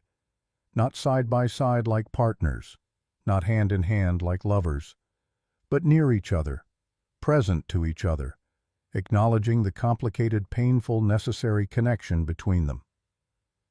That night the camp gathered for a meal. Sam sat with Kuruk Takota and Hakan, listening to them joke and argue and tell stories. They included him now, translating when needed, laughing at his attempts to speak Apache, treating him like one of them. Across the fire, Ayanna sat with her father and Red Skywalker. She glanced at Sam occasionally. When their eyes met, she did not look away, did not smile, but did not glare either. Just acknowledged him, saw him, accepted that he was there and would continue to be there. It was not forgiveness, not friendship, not love, but it was something, a foundation, a beginning, a crack in the wall that had stood between them. And for Sam, for the man now called 5 wounds, it was enough. He had been given a gift today, the gift of being dead to his old world and alive in this new one. The gift of a second chance he would spend the rest of his life trying to deserve. 6 wounds now marked his body. 6 reminders of choices made. 6 scars that told a story of transformation. And somewhere in the watching stars and the crackling fire and the faces of people who had every reason to hate him but chose something else, Sam felt the faint stirring of something he thought he had lost forever. Peace. Not complete, not perfect, not unearned, but real, and growing, and possible. One wound at a time. 2 weeks passed like water flowing over stone, slowly reshaping everything it touched. Sam, now fully embracing the name 5 Wounds, found his place in the rhythm of Apache life. His wounds healed into raised scars that the warriors regarded with respect. He learned to move silently through the desert, to track game, to read the sky for weather. He learned Apache words and phrases, stumbling over the sounds but improving each day. The children no longer stared at him with suspicion. The elders nodded when he passed. Even Delson, who had every reason to hate him, treated him with grudging acceptance. But the peace was fragile. Everyone knew it. The Harlow brothers were still out there, wounded and furious, and where there were outlaws seeking revenge, trouble would follow. It came on a scorching afternoon when the heat pressed down like a physical weight. Sam was helping repair a wickiup damaged in the earlier battle when he heard the lookout's warning cry. Riders approaching from the east, many riders, moving fast. The camp erupted into controlled chaos. Warriors grabbed weapons, women gathered children, elders moved to defensive positions they had clearly practiced. This was a people who knew how to face threats. Sam ran to where Kuruk stood at the camp's edge, rifle in hand. "How many?" Sam asked. 20, maybe more." Kuruk's face was grim. "White men. And they fly no flag this time." Sam's stomach clenched. No flag meant no official authority, which meant vigilantes, which meant the Harlow brothers had returned with reinforcements. The riders came into view, spreading out in a loose line as they approached. Sam recognized Colt Harlow immediately, his arm in a sling but his face twisted with rage. Dutch rode beside him, his jaw still swollen from where Sam had broken it. Behind them came a motley collection of hired guns, drifters, and men who looked like they enjoyed violence for its own sake. But there were others too, townspeople from Red Rock, shopkeepers and farmers who had been convinced to join this raid, men who should have known better but had been swayed by lies and fear. And at the front, looking uncomfortable but present, rode Marshal William Hayes from Fort Apache, the same marshal who had investigated the first attack. The riders stopped 50 yards out. Colt Harlow urged his horse forward a few paces, his voice carrying across the distance. "We have come for justice.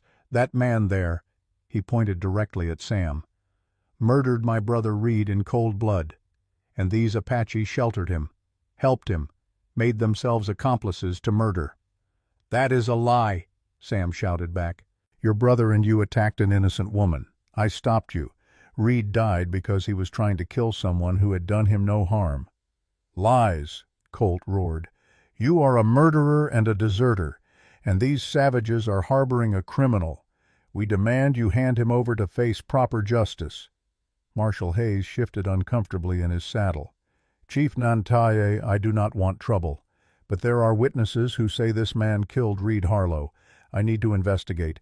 Let me take him in for questioning." Before the chief could respond, another voice rang out. "Witnesses who lie." Everyone turned. A woman on horseback pushed through the line of vigilantes. She was perhaps 50, dressed plainly with the weathered face of someone who had spent years in the harsh territory sun. Sam did not recognize her, but clearly others did. "Eliza Morgan," Marshal Hayes said with surprise. "What are you doing here?" "Telling the truth before more innocent blood is spilled." Eliza Morgan rode forward until she was between the two groups. "I own the trading post in Red Rock. 4 weeks ago I was in the canyon gathering herbs when I heard screaming. I hid and watched the Harlow brothers attack an Apache woman. She was alone, unarmed, gathering medicine plants. They cornered her. They were going to do terrible things to her." "She is lying," Dutch Harlow shouted, but his voice lacked conviction. "Then this man," Eliza pointed at Sam, "rode in and saved her. He took 5 knife wounds protecting someone he did not even know. Reed Harlow died because he was committing a crime. This man is no murderer. He is a hero." Murmurs ran through the crowd of townspeople. Several looked uncomfortable now, realizing they might have been misled. "Why did you not speak up before?" Marshal Hayes asked. "Because I was afraid," Eliza said simply. "The Harlows have friends. I have a business to protect, but I cannot stay silent any longer. Not when good people might die because of my cowardice." She looked at Sam. "I am sorry it took me so long to find my courage." Colt's face turned purple with rage. "I do not care what this woman says. That man killed my brother and I will have justice. If you will not take him, we will." "There will be no taking of anyone," Chief Nantage's voice rang out with authority. "This man is under our protection. He has earned his place here through blood and sacrifice. If you want him, you must go through all of us." The Apache warriors moved forward as one, forming a solid line in front of Sam. Kuruk, Dakota Hakan, and dozens of others, all armed, all ready to fight. "You would start a war over one white man," Colt demanded. "We would defend one of our own," Kuruk replied. "He is Bthe, 5 wounds. He is brother. You do not understand what that means, but we do." Sam's chest tightened. These people who he had wronged so terribly were willing to risk their lives for him. The weight of that gift, that trust, that acceptance was almost too much to bear. He stepped forward past the line of warriors. "Stop! All of you stop!"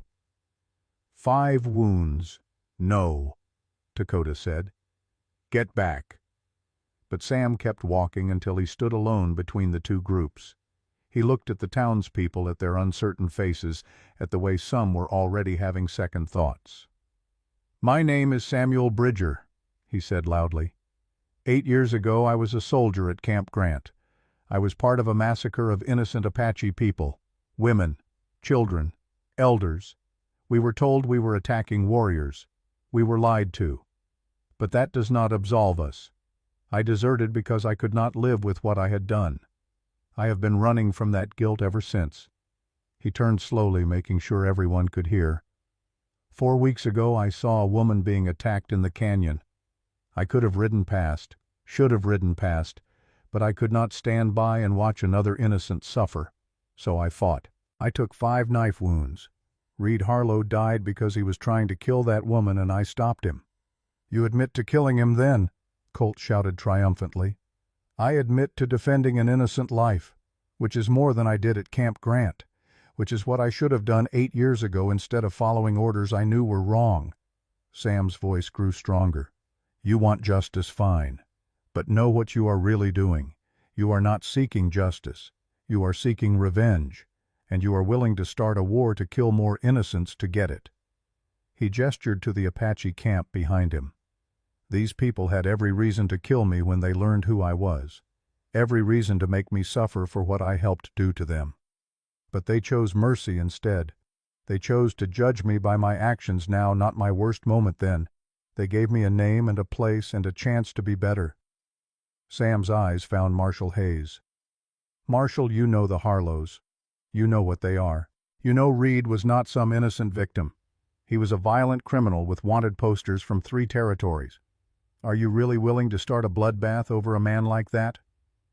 The marshal looked deeply uncomfortable. "I have a duty to investigate credible accusations." "Then investigate properly," Sam said. "Miss Morgan gave you testimony.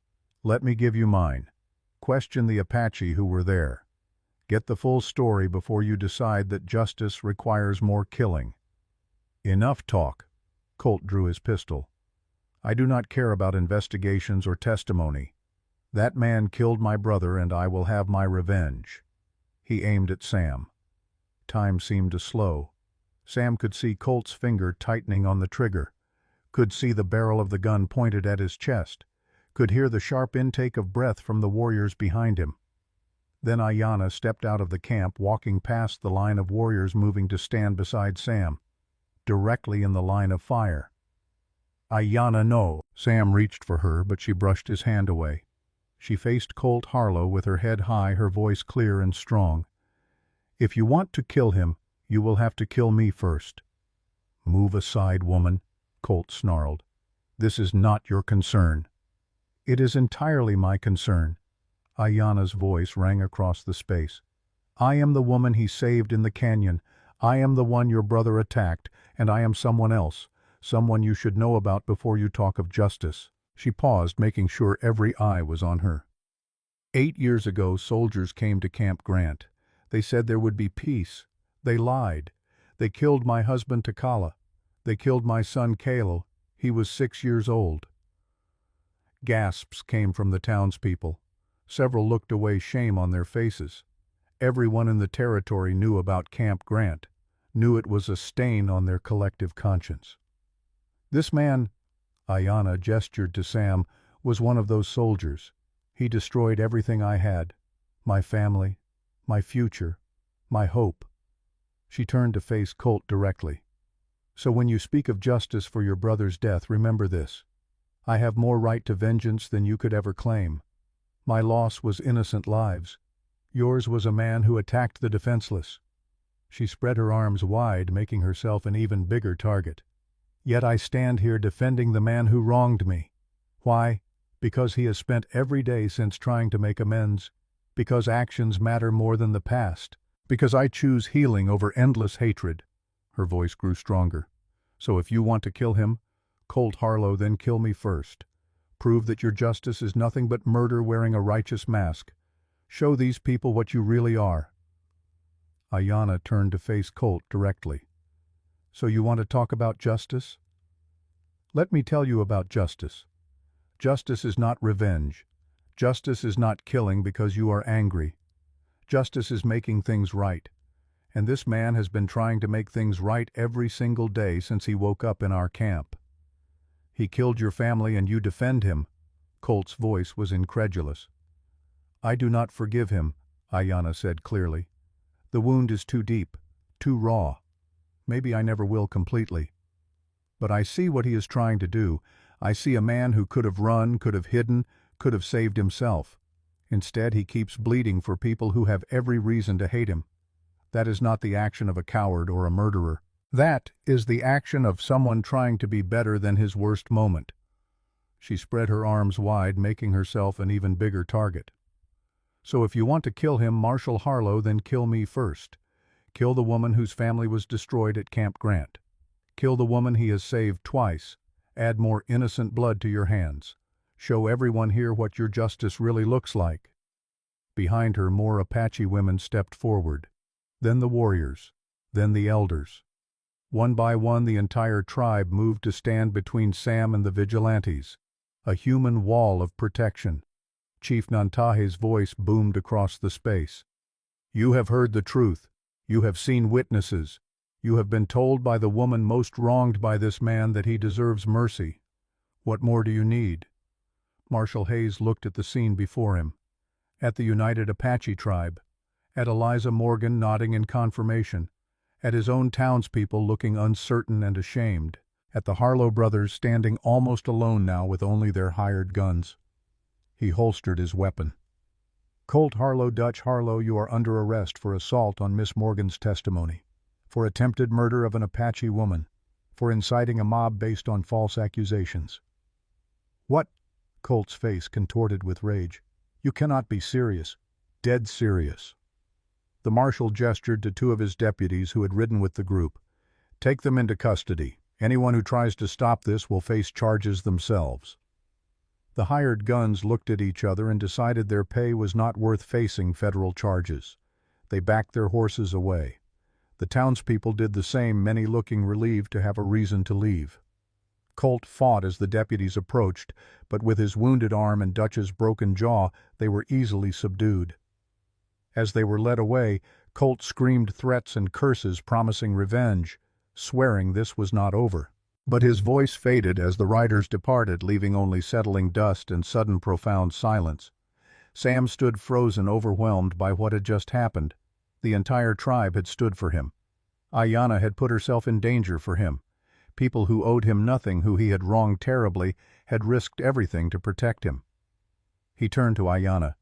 She was trembling now that the danger had passed, adrenaline fading and leaving her shaken. You could have been killed, Sam said quietly. So could you. Her voice was steady despite the trembling. "I have lost too many people to violence. I will not lose another if I can prevent it. Not even you." "I do not understand. After everything I have done—" "Do you know what Takala used to say?" Ayanna interrupted. Her eyes were distant, remembering. "He said that a man is not defined by his worst day, but by what he does with all the days after. He said everyone deserves a chance to grow, to change, to be better." She focused on Sam again. "You have been trying to be better. Every wound proves that. Every time you bleed for us proves that. And Takala would have respected that, would have said you deserve your chance." Tears ran down Sam's face. He made no effort to hide them. "I do not deserve this. Any of this. Your defense. Your people's protection. Any of it." "Maybe not."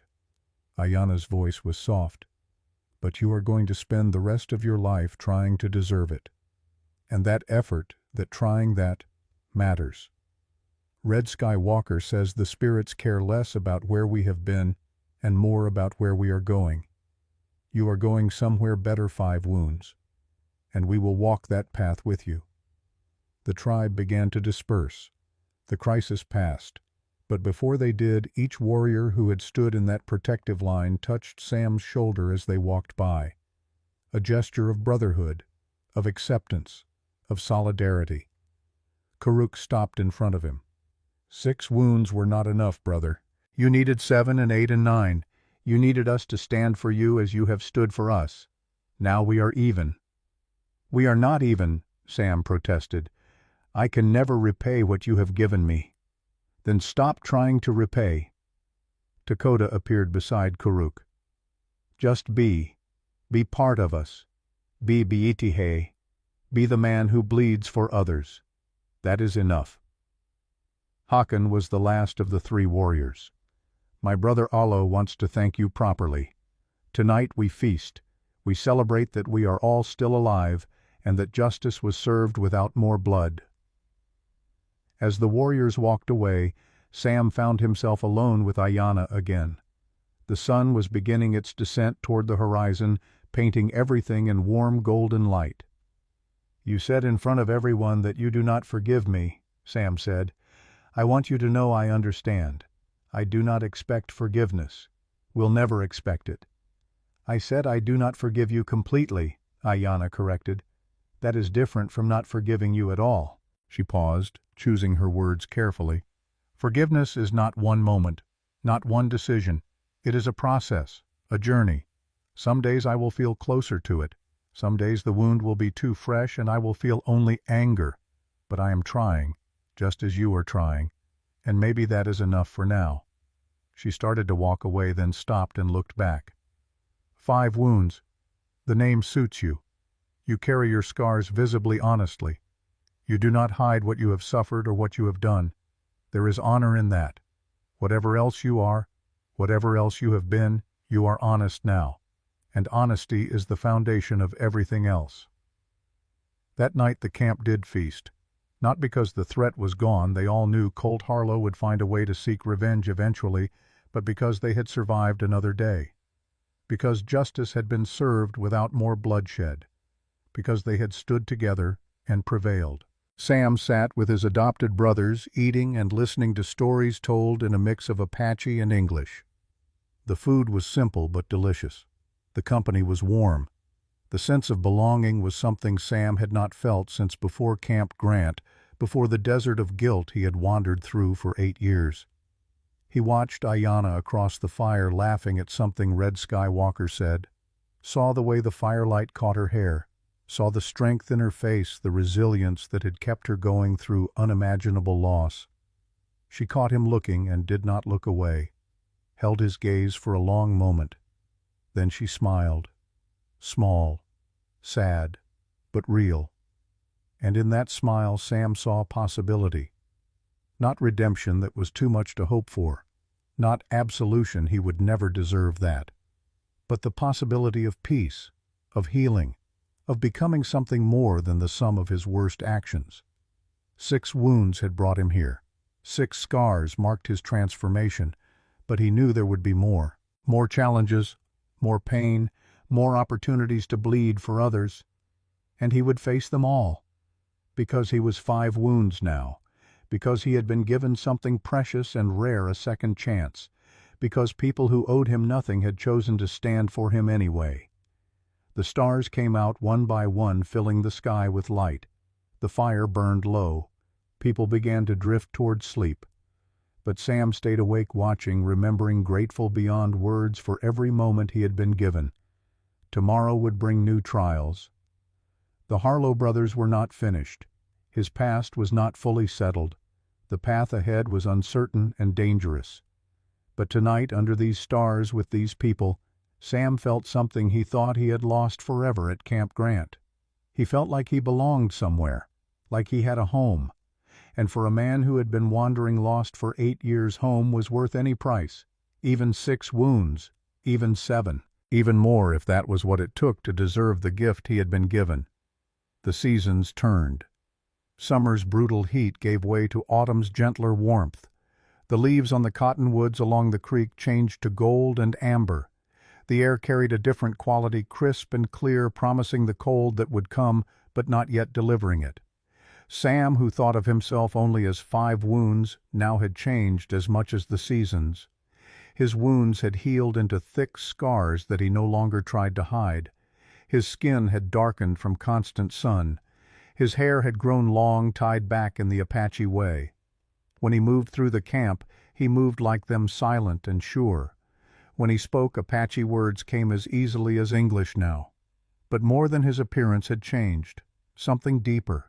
Something in the way he carried himself. The guilt was still there, would always be there, but it no longer crushed him. He had learned to carry it differently, not as a weight that pulled him down, but as a responsibility that drove him forward. He worked alongside the warriors, hunting and protecting the camp. He helped the women with heavy labor, never thinking himself above any task. He taught the children, sharing knowledge of reading and writing and arithmetic, while they taught him about the land and the old stories. He sat with the elders and listened to their wisdom, absorbing everything they offered. And slowly, carefully, like a plant growing through stone, his relationship with Ayanna had evolved. They were not lovers. The wound between them was too deep for that, perhaps would always be too deep. But they had become something else. Friends seemed too simple a word. Allies, perhaps. 2 people bound by tragedy and blood and the slow, painful work of healing. They talked often now, long conversations as they worked side by side. She would tell him about Takala and Kele, keeping their memories alive, and Sam would listen without flinching, without looking away. He owed them that much, to hear who they had been, to understand fully what he had taken from the world. And sometimes when the pain was not too raw, Ayanna would touch his scars, not with desire, but with something like reverence. 6 marks of transformation, 6 points where the old Samuel Bridger had bled away and 5 wounds had emerged. "Do they still hurt?" she asked one evening as they sat by the creek watching the water flow past. "Sometimes," Sam admitted, "when the weather changes, when I move wrong, but it is not a bad pain. It reminds me." "Of what?" "Of choices. Of the moment I decided to stop running from what I had done and start running toward something better." He looked at his scarred hands. "Every time they ache, I remember that pain has a purpose. That suffering can be transformative if we let it teach us." Ayanna was quiet for a moment. "Red Skywalker says you are becoming whole. She says when you arrived you were a broken man pretending to be intact. Now you are a scarred man who knows he is scarred, and that knowing, that acceptance, that is the beginning of true healing." "I do not feel healed."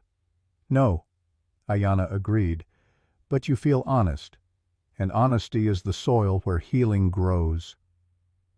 It was November, nearly 5 months since Sam had first ridden into that canyon when everything changed again. The day started peacefully. Sam was helping Hakan repair a horse corral when Allo came running, his face pale with fear. The young man Sam had saved in the desert was fully recovered now, strong and vital, which made his terror all the more striking. "Riders!" Allo gasped. "Many. From the east. flying the blue flag. The blue flag. Official cavalry. Not vigilantes this time, but soldiers with authority and orders. The camp mobilized instantly.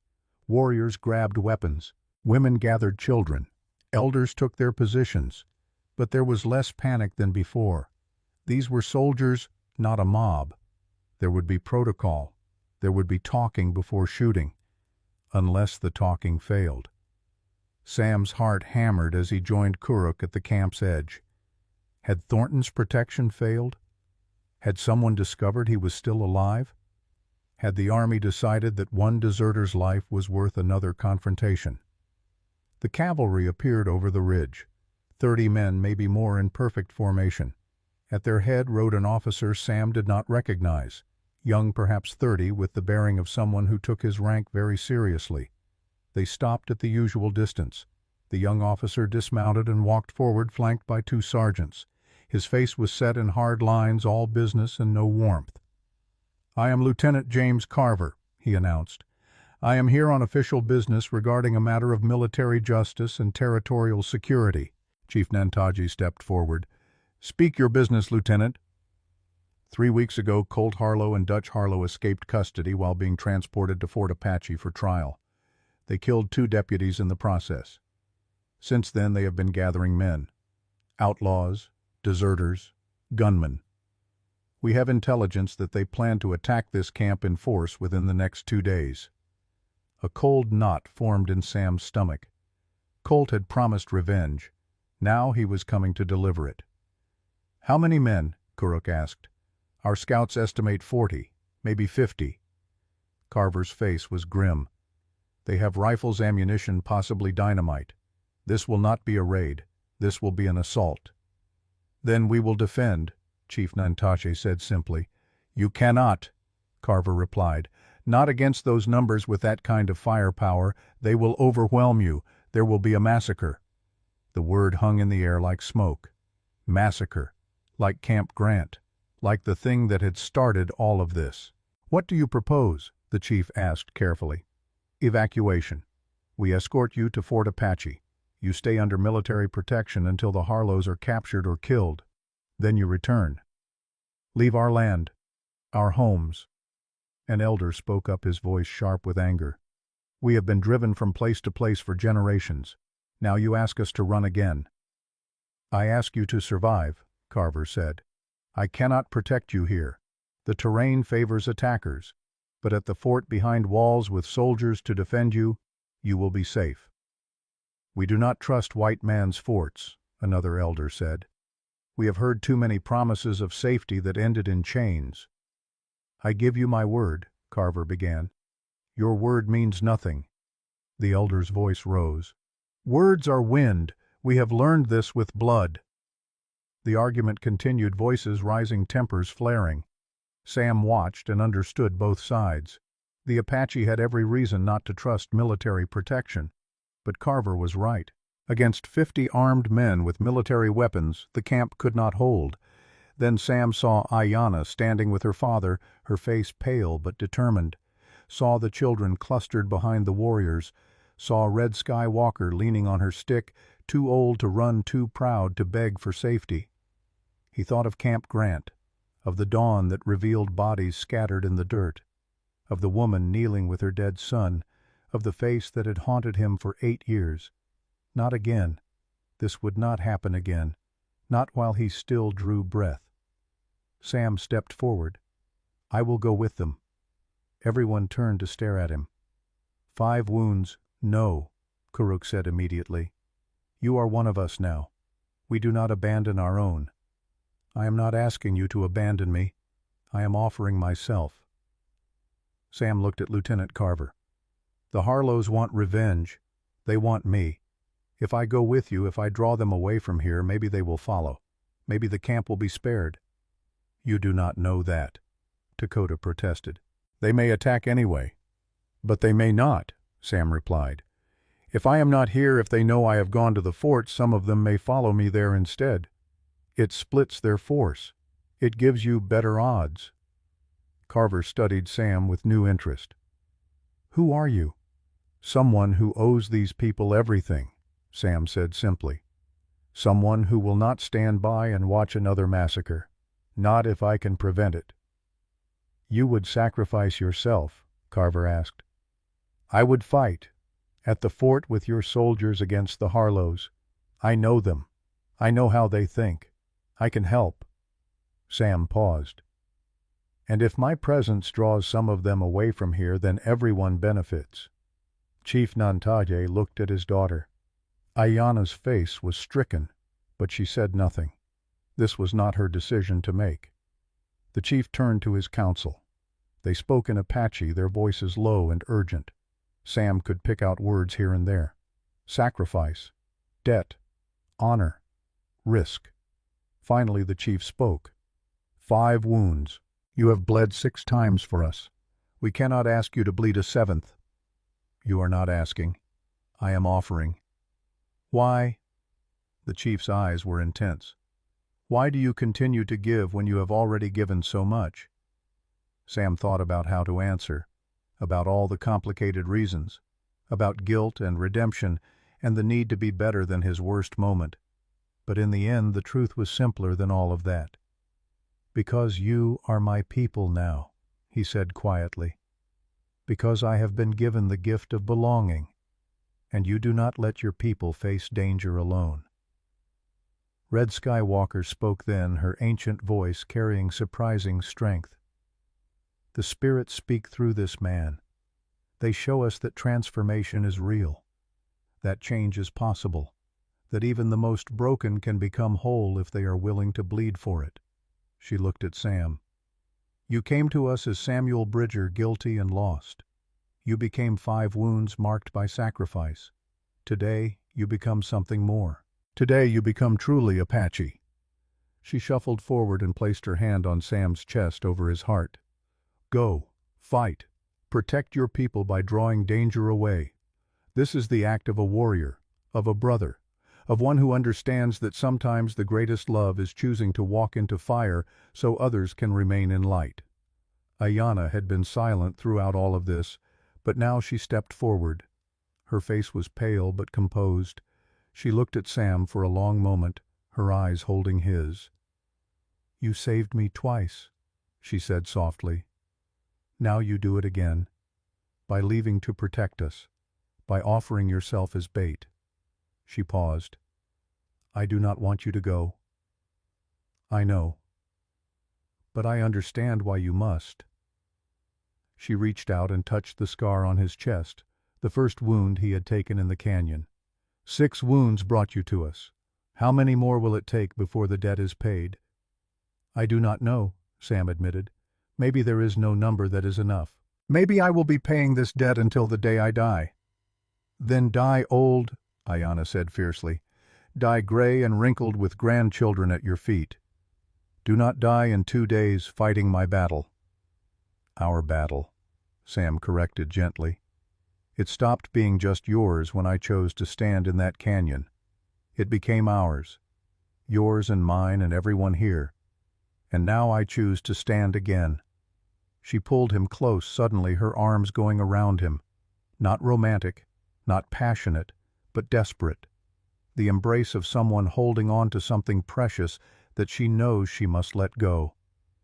Come back, she whispered. Please. I have lost too many.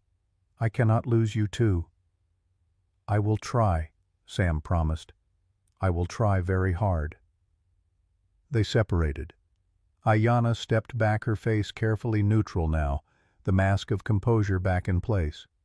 But Sam had seen what was underneath, had seen that she cared, that somewhere in the past 5 months, despite everything she had come to care about him, it was not love, not yet, not, maybe never, but it was something, and it was enough to make him fight even harder to survive what was coming.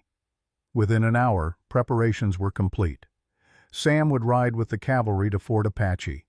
There he would help plan the defense and hopefully draw at least some of the Harlow gang away from the Apache camp. Lieutenant Carver agreed to leave 10 soldiers behind to reinforce the camp's defenses. It was not much, but it was something. Kuruk, Dakota, and Hakan came to say goodbye. They stood in a tight circle, 4 men who had become brothers through blood and battle. "You are the bravest fool I have ever known," Dakota said. "Or the most foolish brave man," Hakan added. "Just come back alive," Karuk said simply. "We have lost enough brothers. We cannot lose another." They clasped arms, then embraced, the 4 of them together. Sam felt the strength in them, the solidarity, the bond that went deeper than words. "If I do not return," Sam said quietly, "know that I died doing what I should have done 8 years ago, protecting the innocent, standing between danger and those who cannot protect themselves." "You will return," Karuk said with certainty. "The spirits did not bring you this far to let you fall now. You have more bleeding to do, brother, more scars to earn, more years to live." Sam smiled despite himself. "I hope you are right." He mounted the horse Lieutenant Carver provided, took one last look at the camp that had become his home, at the wickiups and the people and the life he had built from the wreckage of his past. Ayanna stood with her father watching. She raised one hand in farewell. Sam raised his in return. Then he turned his horse and rode away with the cavalry, heading toward Fort Apache and whatever waited for him there. As they rode, Lieutenant Carver moved his horse alongside Sam's. "The men call you 5 Wounds. Is that really your name?" "It is the only name that matters now." "And before? Who were you before?" Sam was quiet for a moment. Then he said, "I was someone who made a terrible mistake, who helped commit a great evil, who ran from that evil for 8 years. But running solved nothing. It only let the guilt fester and grow. So I stopped running, started bleeding. And somewhere between the running and the bleeding I found something I thought I had lost forever." "What was that?" "A reason to live. A purpose beyond survival. People who matter more than my own comfort or safety." Sam looked back toward the camp, though it was no longer visible. "I found home, Lieutenant, and I will do anything to protect it." Carver nodded slowly. "Then we have that in common, because I will do anything to prevent another Camp Grant. I was not there, but I have heard the stories. I know what happened, and I know that kind of massacre must never happen again." "No," Sam agreed. "It must not." They rode in silence for a while. Then Carver said, "You know this is likely suicide. 40 or 50 hardened gunmen. Even with fort walls and soldiers, the odds are not good." "I know. And you come anyway." "I come anyway." "Why the Apache are not your people? You are white. You could ride in any direction right now and leave all of this behind." Sam shook his head. "You are wrong, Lieutenant. They are my people. More truly than any I have known. They gave me something when they had every reason to take everything. They showed me mercy when I deserved only justice. They made me one of them when I was their enemy." He touched the scars on his chest. "These marks, they are not just wounds. They are my baptism, my rebirth. They are the price I paid to become 5 Wounds. And 5 Wounds does not abandon his people." Carver looked at him with something like respect. "Then I am glad you are on our side, 5 Wounds. Because when the Harlows come, and they will come, we will need every man who knows what he is fighting for." "I know what I am fighting for," Sam said quietly. "I am fighting for the chance to have more mornings watching the sun rise over the camp, more evenings listening to stories by the fire, more moments of peace with people who chose to see me not as I was, but as I am trying to become."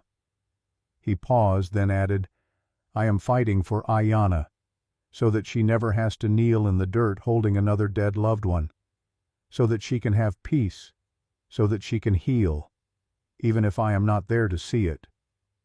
"You love her," Carver observed. "I do not know if I am allowed to love her," Sam replied honestly.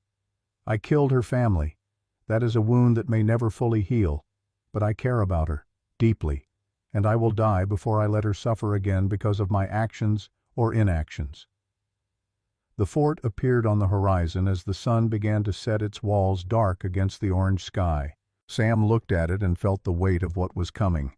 The battle, the blood, the possibility that he would not survive to see another dawn. But he also felt something else, something he had not felt since before Camp Grant. He felt ready, ready to stand and fight, ready to protect what mattered, ready to bleed again if that was what it took, because he was 5 wounds now, and 5 wounds did not run. He did not hide. He stood between danger and those he loved, and he bled. It was what he did, who he was, the only redemption available to a man with his past. 6 wounds had brought him here. How many more it would take he did not know, but he would face them all, 1 wound at a time, 1 battle at a time, 1 choice at a time, until the debt was paid or his blood ran dry, whichever came first. The fort gates opened. Sam rode through them into whatever fate awaited. Behind him the sun sank below the horizon, painting the sky in shades of red that looked like blood and fire and transformation. And somewhere back in the Apache camp, Ayanna stood watching that same sunset, her hand pressed against her heart, praying to spirits old and new that the man called 5 Wounds would survive 1 more battle, that he would have the chance to earn 1 more scar, that there would be more dawns and more choices and more chances to prove that even the most broken can become whole if they are willing to bleed for it. The fort walls rose before them like teeth against the dying light. Fort Apache, built of adobe and timber, stood as a lonely sentinel in the vast Arizona wilderness. Sam rode through the gates with the cavalry, and they closed behind him with a finality that felt like fate sealing shut. Lieutenant Carver dismounted and gestured for Sam to follow. "We have 2 days at most, maybe less. The Harlows are gathering their force at Red Rock. When they come, they will come hard." The fort's interior was organized chaos. Soldiers drilled in the courtyard. Officers shouted orders. Ammunition was being distributed, defensive positions reinforced. Everyone knew what was coming. Carver led Sam to the command post, a sturdy building at the fort's center. Inside, a large map of the territory covered 1 wall. Red marks indicated known Harlow gang positions. "Tell me everything you know about Colt Harlow," Carver said. "How he thinks, how he fights." Sam studied the map. "He is vicious but not stupid. He will not charge the gates. He will look for weakness. Try to draw you out or find a way to get fire inside the walls." "The ammunition stores," Carver said quietly. "Yes. If he can blow those, the fort becomes indefensible." Sam pointed to the map. "He will send scouts first. Test your patrols. Look for patterns. Then he will strike where you are weakest, probably at night." "Can we stop him?"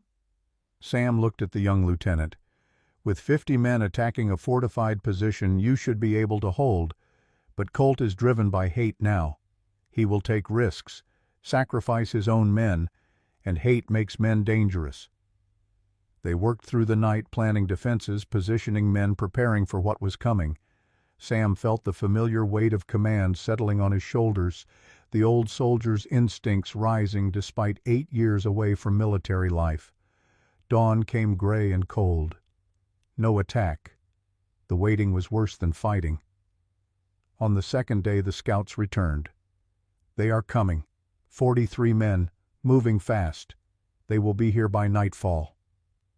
Sam stood on the wall as the sun began its descent. He could see dust rising in the distance. The Harlow gang coming for their revenge, coming for blood. He touched the 6 scars on his chest, each one a choice, each one a step toward becoming someone different. Would there be a 7th? Would he survive to add another mark to his collection? The attack came at dusk, just as Sam predicted. Not a frontal assault, but probing attacks on 3 sides, testing defenses, looking for weakness. Gunfire cracked in the twilight. Men shouted. Smoke rose. Sam fought alongside the soldiers, his rifle barking orders of death. He saw Colt Harlow in the distance, directing his men, pointing toward the ammunition stores, just as Sam had warned. "They are going for the powder magazine," Sam shouted to Carver. A group of 10 raiders broke from the main force, riding hard for the eastern wall where the stores were kept. Sam did not hesitate. He grabbed a rifle and ran his wounds, protesting, but his will driving him forward. He reached the magazine just as the first raider dismounted with a bundle that could only be dynamite. Sam fired. The man dropped, but others were coming.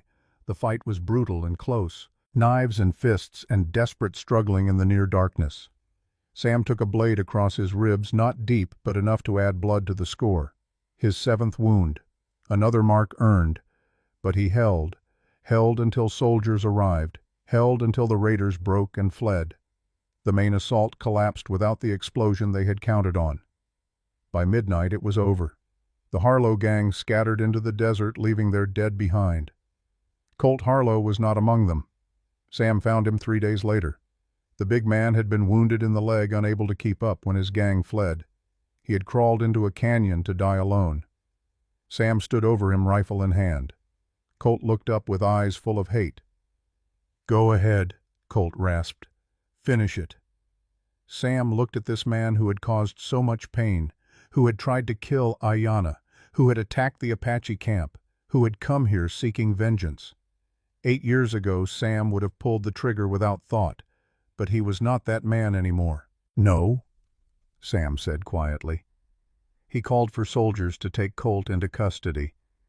He will face trial, real justice. Colt spat blood. "You think you are better than me? You killed my brother." "I stopped your brother from murdering an innocent woman," Sam replied. "That is the difference between us. I bled to protect. You bled to destroy." He walked away, leaving Colt to his fate. A week later, Sam rode back toward the Apache camp. His wounds were bandaged, his body exhausted, but he was alive. The 7th scar would join the others, another chapter in the story written on his flesh. The camp came into view as the sun reached its peak. People emerged from wickiups, shading their eyes against the glare. Then recognition. Then motion. Karuk was the first to reach him, pulling him from his horse into an embrace that made his wounds scream. "Brother, you live." Dakota and Hakan came next, their faces split with grins. 7 wounds now." Hakan laughed. "How many more before you learn to duck?" But it was Ayanna who stopped his breath. She walked through the crowd slowly, her face a mixture of relief and something deeper. She stopped before him, her eyes searching his face. "You came back," she said softly. "I promised to try." She touched the fresh bandage on his ribs. 7 wounds. You are collecting them like stories." "Each one is a story," Sam agreed. "Each one a choice to stand rather than run." Ayanna was quiet for a long moment. The camp had gone silent around them, watching, waiting. "I have thought much while you were gone," she said finally. "About Takala, about Kale, about what they would want, what they would say if they could speak." Her voice grew stronger. "Takala always said that a man should be judged by who he chooses to become, not who he was forced to be in his worst moment. That everyone deserves the chance to grow beyond their mistakes." She took Sam's hand. "You have bled 7 times for my people. You have earned a name. You have earned a place. But more than that, you have earned something I did not think I could give." Tears ran down her face. "I forgive you 5 wounds. Not because you deserve it. Not because it erases what was done. But because holding on to hatred was destroying me. And I choose life. I choose healing. I choose to honor my family by letting you become the man you are trying to be." Sam felt something break inside his chest. 8 years of weightlifting. Not gone, it would never be fully gone, but lighter, bearable. "Thank you," he whispered. "I will spend every day trying to deserve that gift."